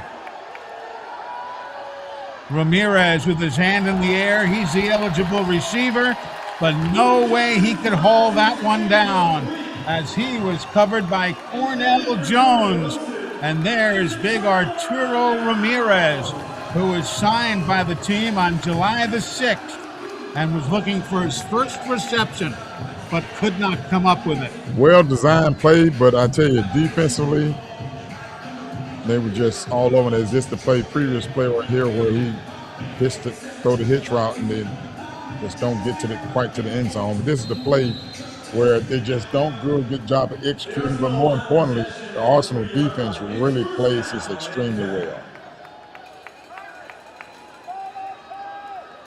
And there's the all-important 4th down play, and they couldn't get it to Arturo Ramirez. He was totally blanketed. Good recognition on the part of the defense as to where the ball was likely to go. And Jones was all over there. He's played very well there at the linebacker position. He did not fall for the fake, and he kept his eyes on the tight end. So 27-21 as we're inside the final minute of the 3rd quarter. Big hole, which you'd need for a big guy, and Rick Weaver thus lumbers up the field for a big-time 1st down. That's his 36th carry of the year. Wow. I just can't imagine tackling 300 and what they have it listed on the program is 340. Yeah, He is moving for to be 340 pounds. they are. They're showing him 6 foot 340 out of Madison, Virginia. Went to Liberty College. Here now the throw across the middle. Catch is made. Williams hangs on to it after absorbing a couple of hits, and it goes for 9 more yards. That is the end. And That's that the end is of the going third to end the 3rd quarter of play on that one. At the end of the 3rd quarter, Big time plays down the stretch. 4th quarter from Saginaw. Next.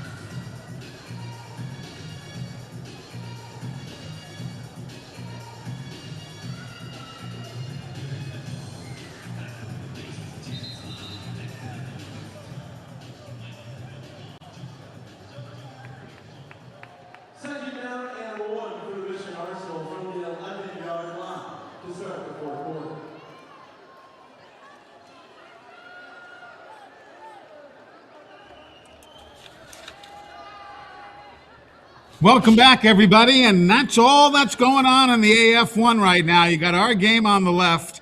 You've got the Beaumont, Minnesota game there on the right. Remember, Beaumont, they are going to wear the black and red. They will make the playoffs with a win in Minnesota today. If Beaumont loses, then the Washington Wolfpack will claim the final playoff spot. So a lot on the line in that game right there. And our game on the left, we're just letting the time wind down as Michigan is in the playoffs and Oceanside season ends here today. Well, they're just letting 52 Weaver just eat. They gave it to him for another first down, and boy, they're really giving him the ball here. And there's a wide open throw to Trevante Long for a touchdown. 8 yards to Trevante Long. Malik Henry with a nice throw. And Long just got free. Busted coverage there. He was just wide open. No one picked him up. And that's an easy touchdown. Easy pitch and catch there. I like some of the big guys dancing better than the well-conditioned ones. Because I'm a big guy myself. They're going to go for 2. Weaver, number 52 in the backfield, gets the football, pushes, and that's a 2-point conversion behind and over everybody. They went over Trayvon Watson Sr. Rick Weaver. That's great.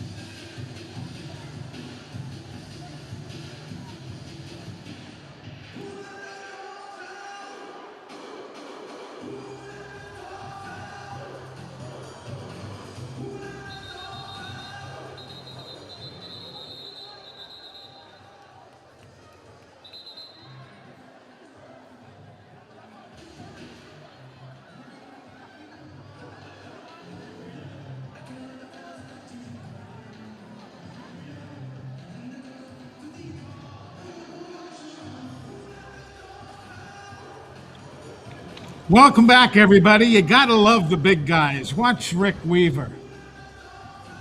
Give me my 2 points. Boom. Boom. Gosh. Weaver and Alex Hale. They've all taken a hold of people. Alex Westcott, gotta love it. Joseph Maxwell III. And he's not a small guy either. No, he is not. He's 6'5", 350. Went to Delaware State and Howard College. Yeah, I like to give the big guys. Yeah, you got to give them big talk guys, about but them. Yeah. They do a great job. Sometimes they go unnoticed and unappreciated. Yeah. The air conditioner blew the ball over. Normally you see that in the outdoor game when the wind comes shooting through the tunnel. I don't think I've never seen this before. The air conditioner. You let it go. The air conditioner blew it over. Jalen Tucker.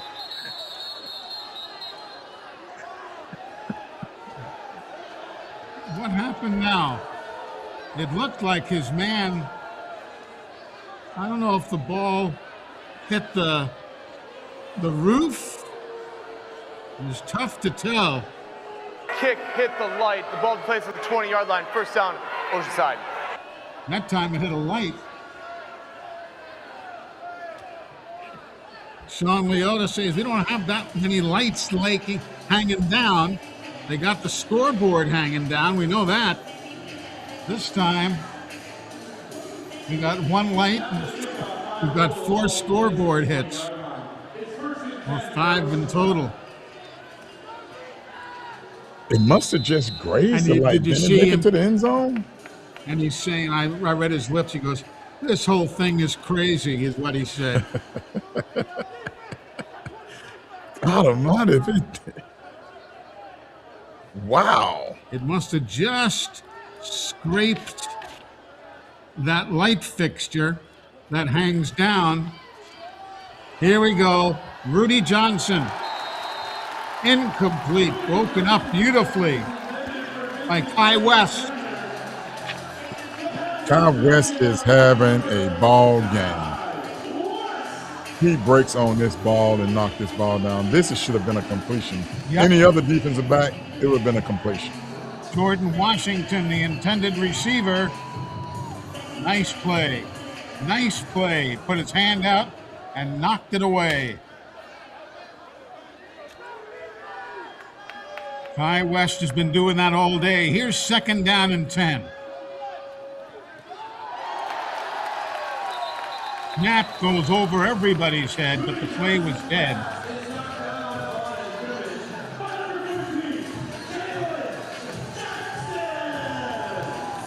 Jackson is been playing. You know, Jackson is not a big guy. No, not at all. But 6 feet tall. But he has a sack. This is another batted down ball. He had a pick 6. Kind of got batted up and ran in for a touchdown. He sure did. So a 3rd down play coming up now.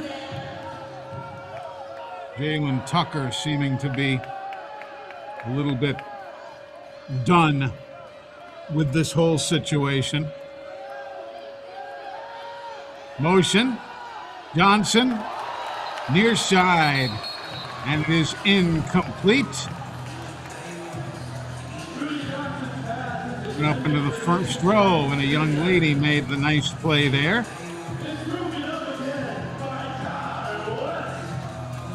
Kai West and Cornell Jones doing the job there defensively. And here's another great coverage. I mean, Kai West almost ran the route for him. Almost one-handed intercepted that. He's all upset. He thought, I should have had the pick. That's all right, Kai. Coming up on a 4th down and 10. They are 1 of 2 in 4th down plays today.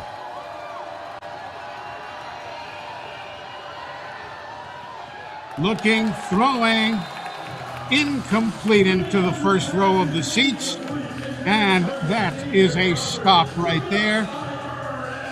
Dale Robbins and Cornell Jones were the men on the scene. This is the 2nd media timeout of the 4th quarter. So, as you heard from the referee, it's time for our second media timeout. So we'll break away right here, live from Saginaw, Michigan, on Vice.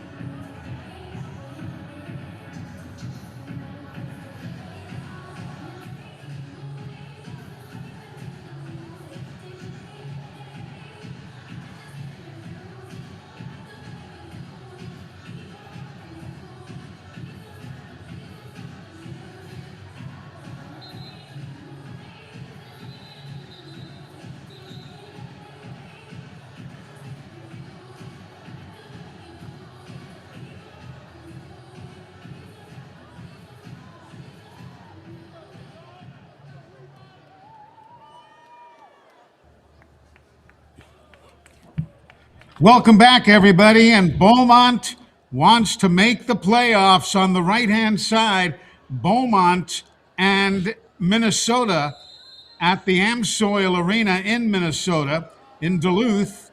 And if Beaumont wins, they make the playoffs. And they're already up by a score of 12-0. It's still, as you see, in the first quarter of play. But that's a great start for Beaumont. They need that. They really need to win this get in. So it's a big game for them. And I'm just thinking that maybe Minnesota is not, playing up to the level that they're capable of playing. Yeah, I don't know. In our game on the left, a 9-yard pass, I should say, to Jarius Grissom. And here comes the loop into the corner of the end zone. No connection for Trevante Long. But there is a flag down. So we'll keep an eye on that.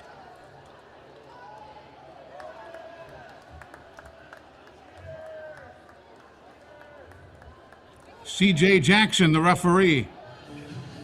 Holding an eligible receiver. Defense, number 1. 5-yard penalty and an automatic first down. So David Haney, guilty.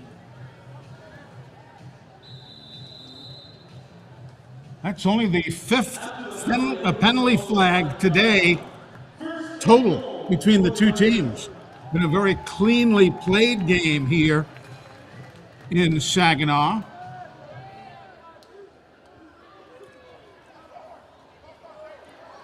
There's flags. Jarius Grissom was well ahead of the play that time. There's Trevante Long. He and Jarius Grissom were ahead of the play. Offense, number 1. 5-yard penalty, first down. And it was Dan Williams who they give the flag to. The 3rd penalty of the day for a loss of 18 yards in total for Michigan.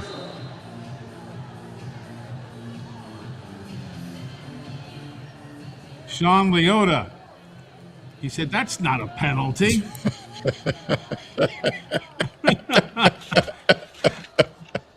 He's a great guy.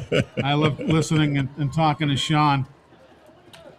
That wasn't a penalty.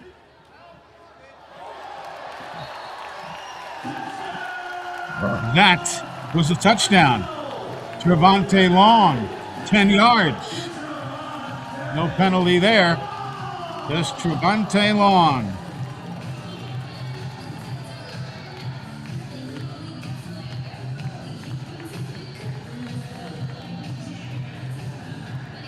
Just back it up and throw the touchdown pass to the same location, same spot. Just did beat David Haney to the football. And David made a decision of whether or not to try to make the tackle or to go for the interception. He went for the interception and he made the wrong choice. Yes, he did. The extra point. No good, and it comes back to the kicker, but you can't return it. So Oscar Roden misses there. That'll be the second extra point he has missed today. But as we get down to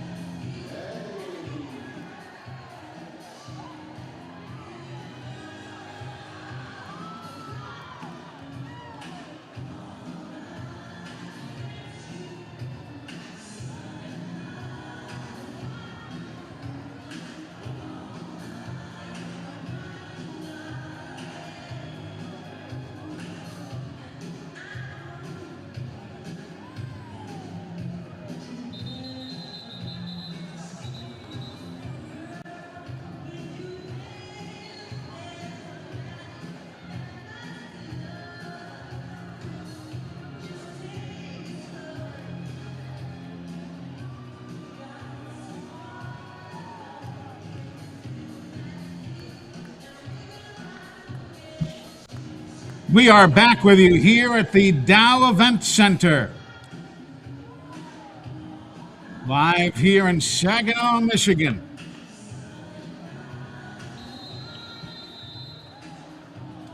You know, I've gotten used to that black field now. Kind of took me a while to like it when I first saw it this year. But now that we're here, what is this, our third trip, I believe, to Michigan. Next week will be our fourth. It's grown on me. Yeah, as you know, the accent of the end zone kind of helps it a little bit. Yeah. Oh, that's hit the scoreboard. Butchie, what are we up to there? Butch Owens, our spotter. The kick hit the ceiling. The ball placed at the 20-yard line. First down. That'll be our sixth scoreboard hit and one light hit. Yes. So that's 7 hits. Although I question the light hit, ball kind of traveled. Yeah. We didn't see it from our angle. No, our angle. We got there's a girder kind of thing up here that kind of blocked our view of the of that light. But whatever. That's just part of what happens in this building, and I dare say we'll see it again next weekend. We're back here for the playoffs next Saturday. Then we'll be in Minnesota next Sunday. Running Rudy Johnson. Rudy's still going. And he gets down inside the 5 to the 4-yard line. Nicely done for Rudy Johnson. He has now run 55 times this year for 167 yards. And I don't even think he gave his receivers an option to even get open. He Yeah. dropped back and he just, hold on, I see an opening. I'm gone. Yep. He just took off. 26 yards on the carry.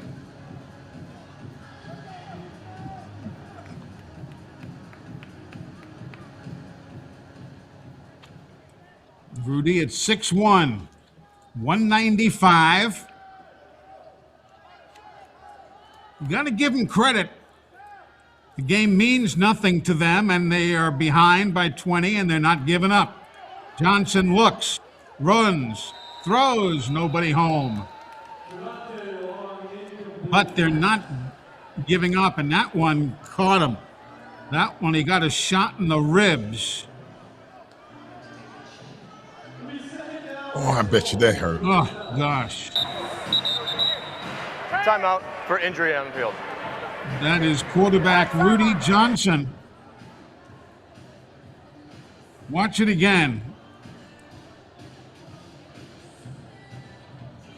Nobody's open, then he scrambles around. Decided he was going to run at first. What it was Chris Fitzgerald reaching his big arm around and just kind of crushed his ribs.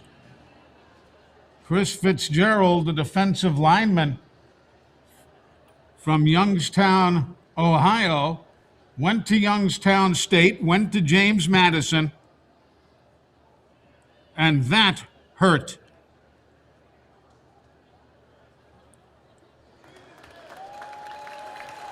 And a nice ovation from the fans here at the arena. Mark Salazar is the backup quarterback. That's he, number 5, and he's going to have to come in here. Number 1, because his teammate is hurt, and number 2, if you take the guy out, you must replace him. He can't stay in. At least for one snap. Yeah, it looked like it got him, what is that, under the flak jacket there? Yes. I assume that's what he's wearing. Looked like it got him under or over the flak jacket.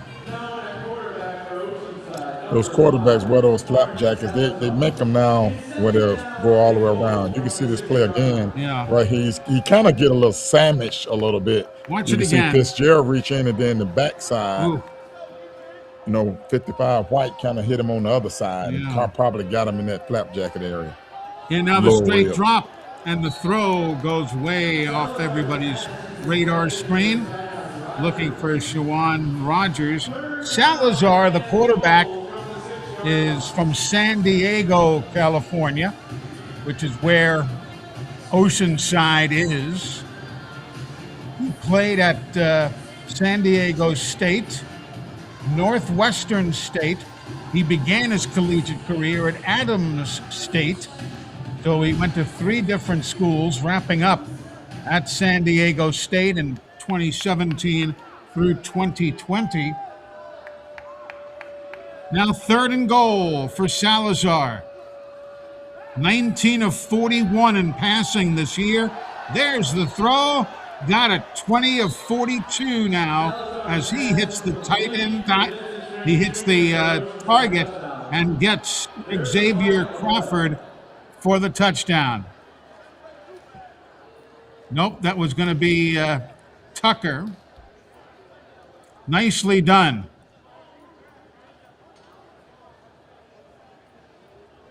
Cutting across, Vincent Strange is the man who, but there is a flag down. Salazar to Strange. And he was able to get that ball past Johnson, past Jones, that linebacker, which is, Jones has been very effective there at the linebacker spot today, and he was able to get that ball just past his right ear. Touchdown, personal foul, roughing the passer, defense number 14. That foul will be enforced after the first play after the kickoff. So That means with that penalty in the bank, you cannot go and get a deuce here. No deuce. And no 1 point kick. Or no, so you have to go with a that type of a kick on the part of Gunnar Rayborn. That was going to be ostensibly a drop kick. But yeah, if you have a penalty in the bank, you cannot go for 1 or 2. You have to do that. But watch the touchdown again. This is a pretty play. You can see Jones right there in the middle, just mistimed his jump and got it right over his ear hole and right into the arms of Strange.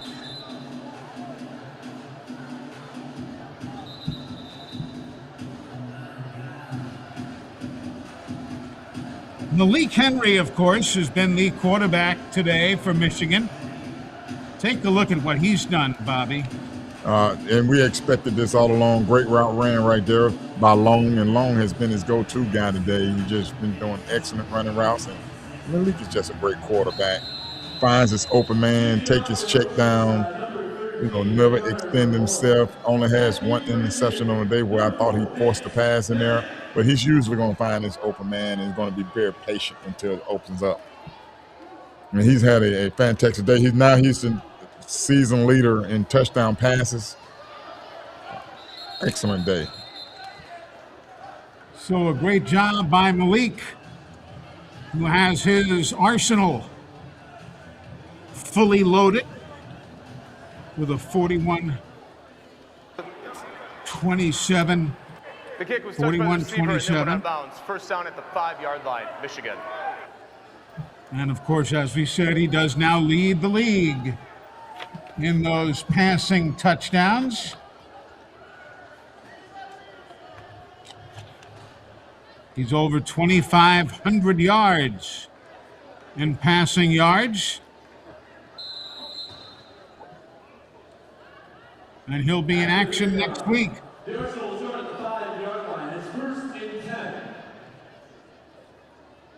Williams, Grissom, and Long are the wideouts. Rick Weaver, number 52, is the fullback.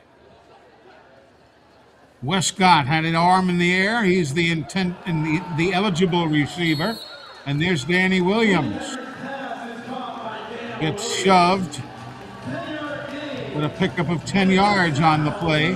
Tyron Beecham was there, giving him that little shove. And now a new quarterback? No. Yes. Nope. It is still Malik.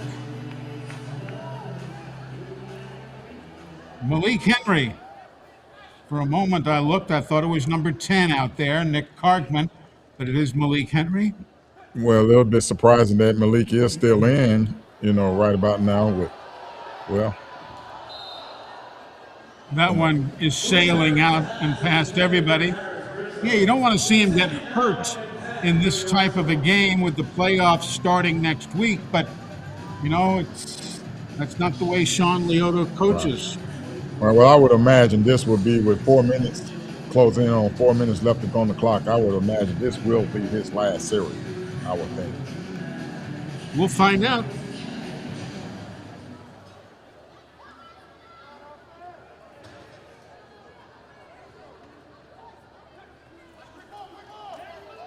Straight drop, far side screen. Caught there and fighting his way is Dan Williams. He picks up 8 yards on the play. Jordan Washington was there on the coverage.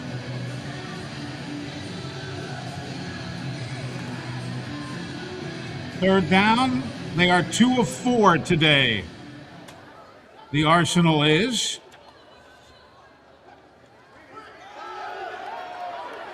And off Weaver. And the big guy gets the first down.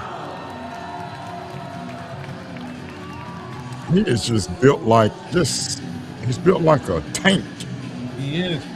Yeah, again, they list him at 6'3", 340. Wow. and moves really well to be 340. Well, you know, some of us big guys are blessed with speed like that. Are you considering you one of those big guys that be dressed? Oh, wait a minute. I'm just saying. Well, you know, I don't quite have the avoirdupois that Rick Weaver does. Rick is at 340, and I am at 250. But still,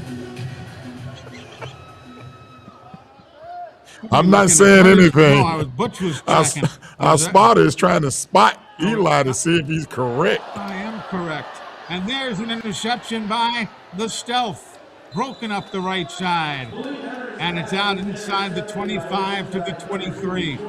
I was just guessing that Butch didn't have a mirror in his house, the way he was staring at me. Jordan Washington with the interception. And that's not the way Malik wanted his day to end. Boy, he anticipated that play beautifully. He did anticipate it beautifully. He came off of his own guy. Yep. Just read the eyes of the quarterback and just saw Malik just, saw that sail route and it was open, but it wasn't the guy who was guarding the receiver. It was the man that was going underneath on the crossing route that just came off his man and picked that off. Second interception today against Malik. Now from midfield with 1:51 to go. Nice grab by Vincent Strange from quarterback Mark Salazar. Strange, 46 receptions for 418 yards, coming in with 8 touchdowns. You see the time remaining as we near the 1-minute warning.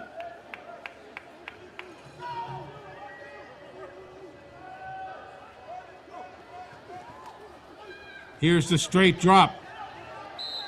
Crawford on the right side with Robbins defending. Xavier Crawford. This is the 1-minute timeouts. Each team. And we are to the 1-minute warning. Final minute of the game today. 41-27. The Arsenal close to winning.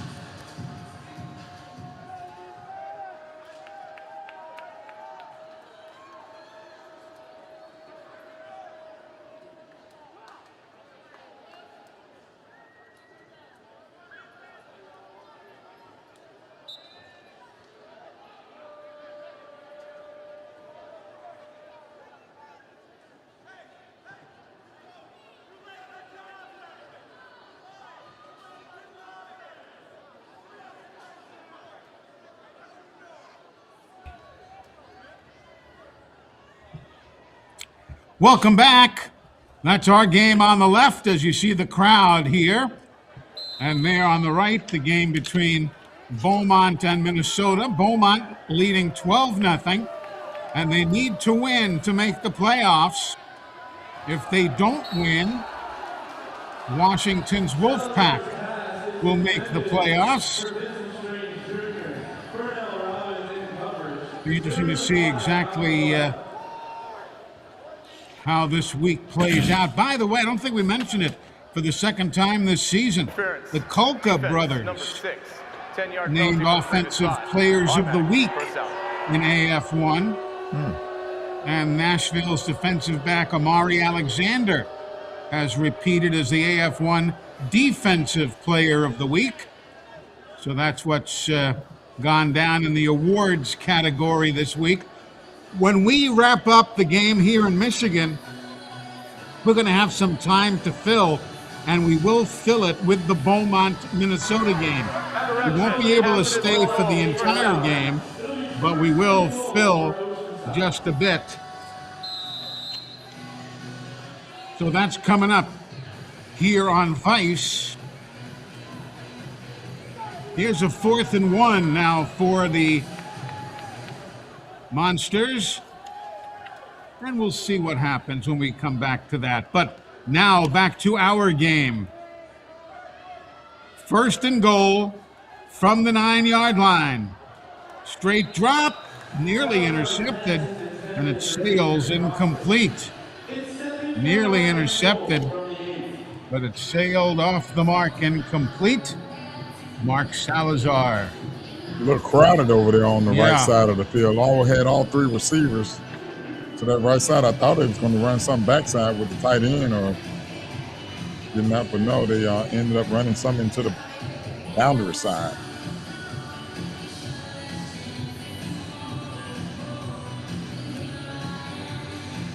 .47 seconds remaining.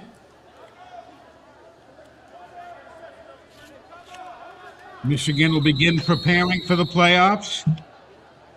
Oceanside will start planning Oceanside, their first for next season.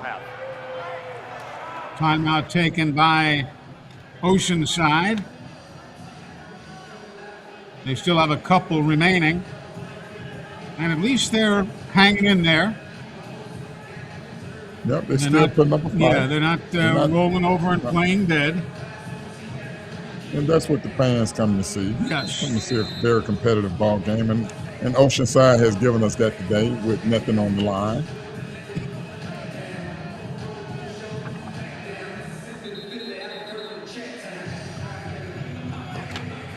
They've been putting a good bit of pressure on Rudy Johnson all day long. Chris Fitzgerald, Joseph Maxwell, Michael White.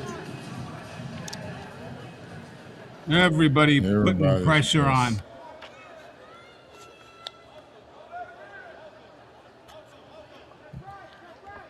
Rutrow, Chris Fitzgerald there.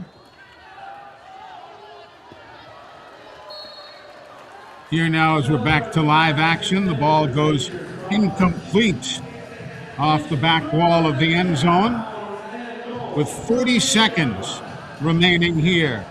So Michigan goes on to play while Oceanside's season is done. They won their season opener against Beaumont and then lost every other game. They've gone through a lot of roster moves. They've made tons of player moves. Cree Morris was the original head coach. Clark Bartram, now the interim head coach. But they have new ownership now, and they'll start making plans for next season.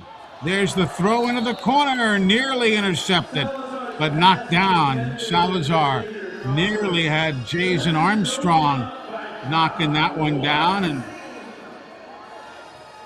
that's Vincent Strange getting some help up with the assistance of his teammates. It'll be 4th down coming up. And they're strange. And this Kai West almost had a pick. He dropped through the day. But he has played in a superb ball game. He's been all over the place in the secondary. Kai West has been outstanding.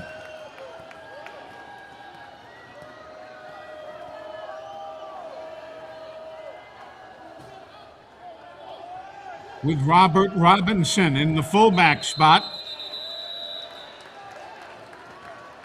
Delay of game. Delay game. Offense. 5-yard penalty. 4th down. After the penalty, it moves the ball back to the 13-yard line. It'll be 5 penalties on the Stealth and 3 today on that man's team, the Arsenal.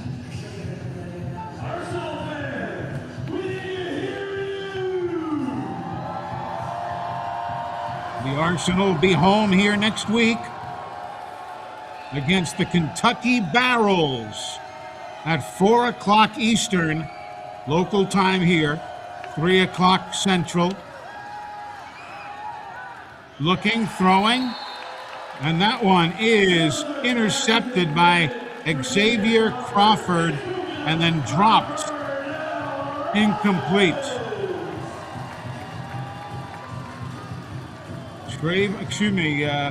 Verdale Robbins. And the secondary of the Arsenal has played well. Robbins, as well as Kai West have played extremely well in the secondary today. Breaking up passes, almost getting their hands on 2 possible interceptions.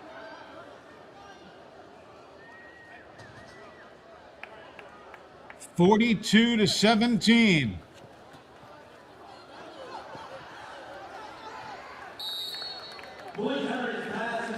Williams,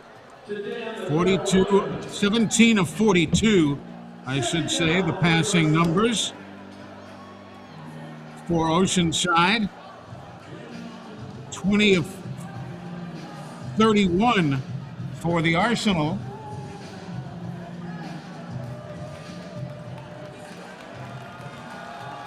And folks, we will stay with you until the top of the hour, as this game is now in the books. Michigan 41 and Oceanside 27. Michigan's season moves into the postseason.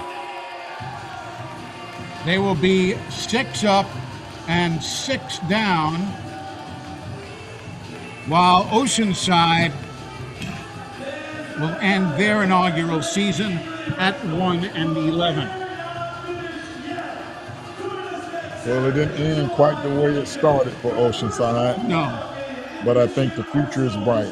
I thought they went on the road, had nothing to play for, could have easily laid down, but led at halftime, 21-18, and played with a lot of excitement and stayed in the ball game all the way up to the end. So I think the future is bright for Oceanside.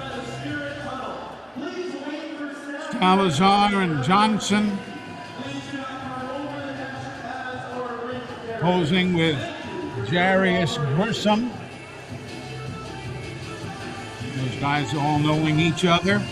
Meanwhile, why don't we zoom on in to Minnesota, to the Amsoil Arena now, with Beaumont up 12-6, needing to win to make the playoffs, and Beaumont has just scored again.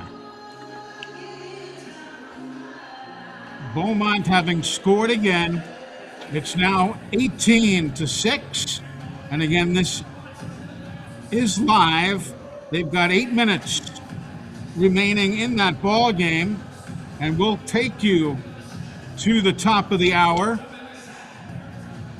with this game. Then those of you who have been watching this game will get it the rest of the way.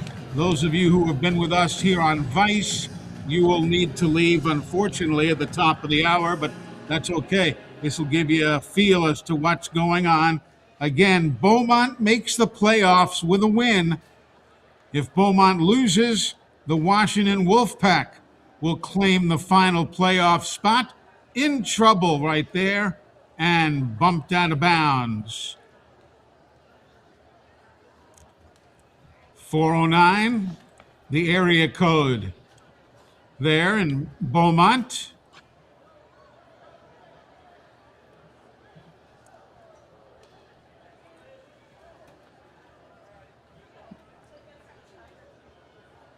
Back now to Saginaw as the other game has gone to a break.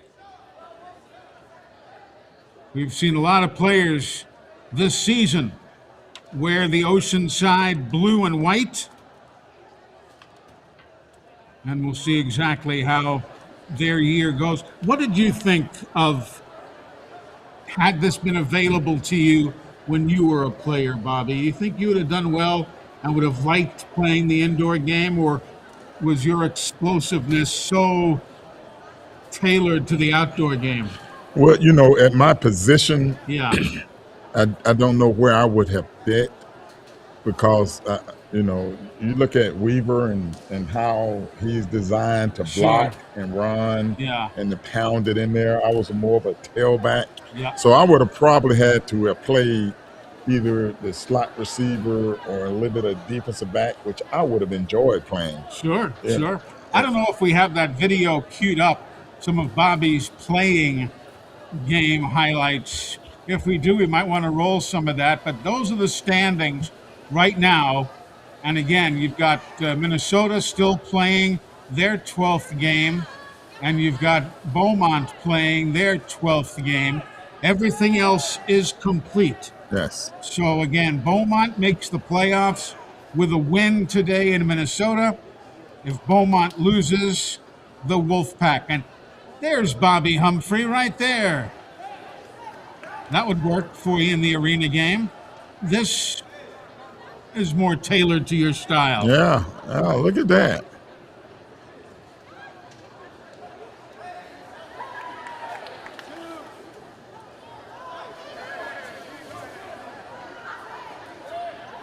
You've got you got a lot of pads on. In those days, they wore those big shoulder pads. Eli had every pad on. I don't blame you. If they had it in the locker room or in the training room, Yeah, or the equipment room rather, I wanted it. yeah. Ear pads, thigh pads, hip pads. The guys nowadays just don't wear any pads. No, they don't. Yeah, a pair of shoulder pads and a helmet. Were you injured much at all?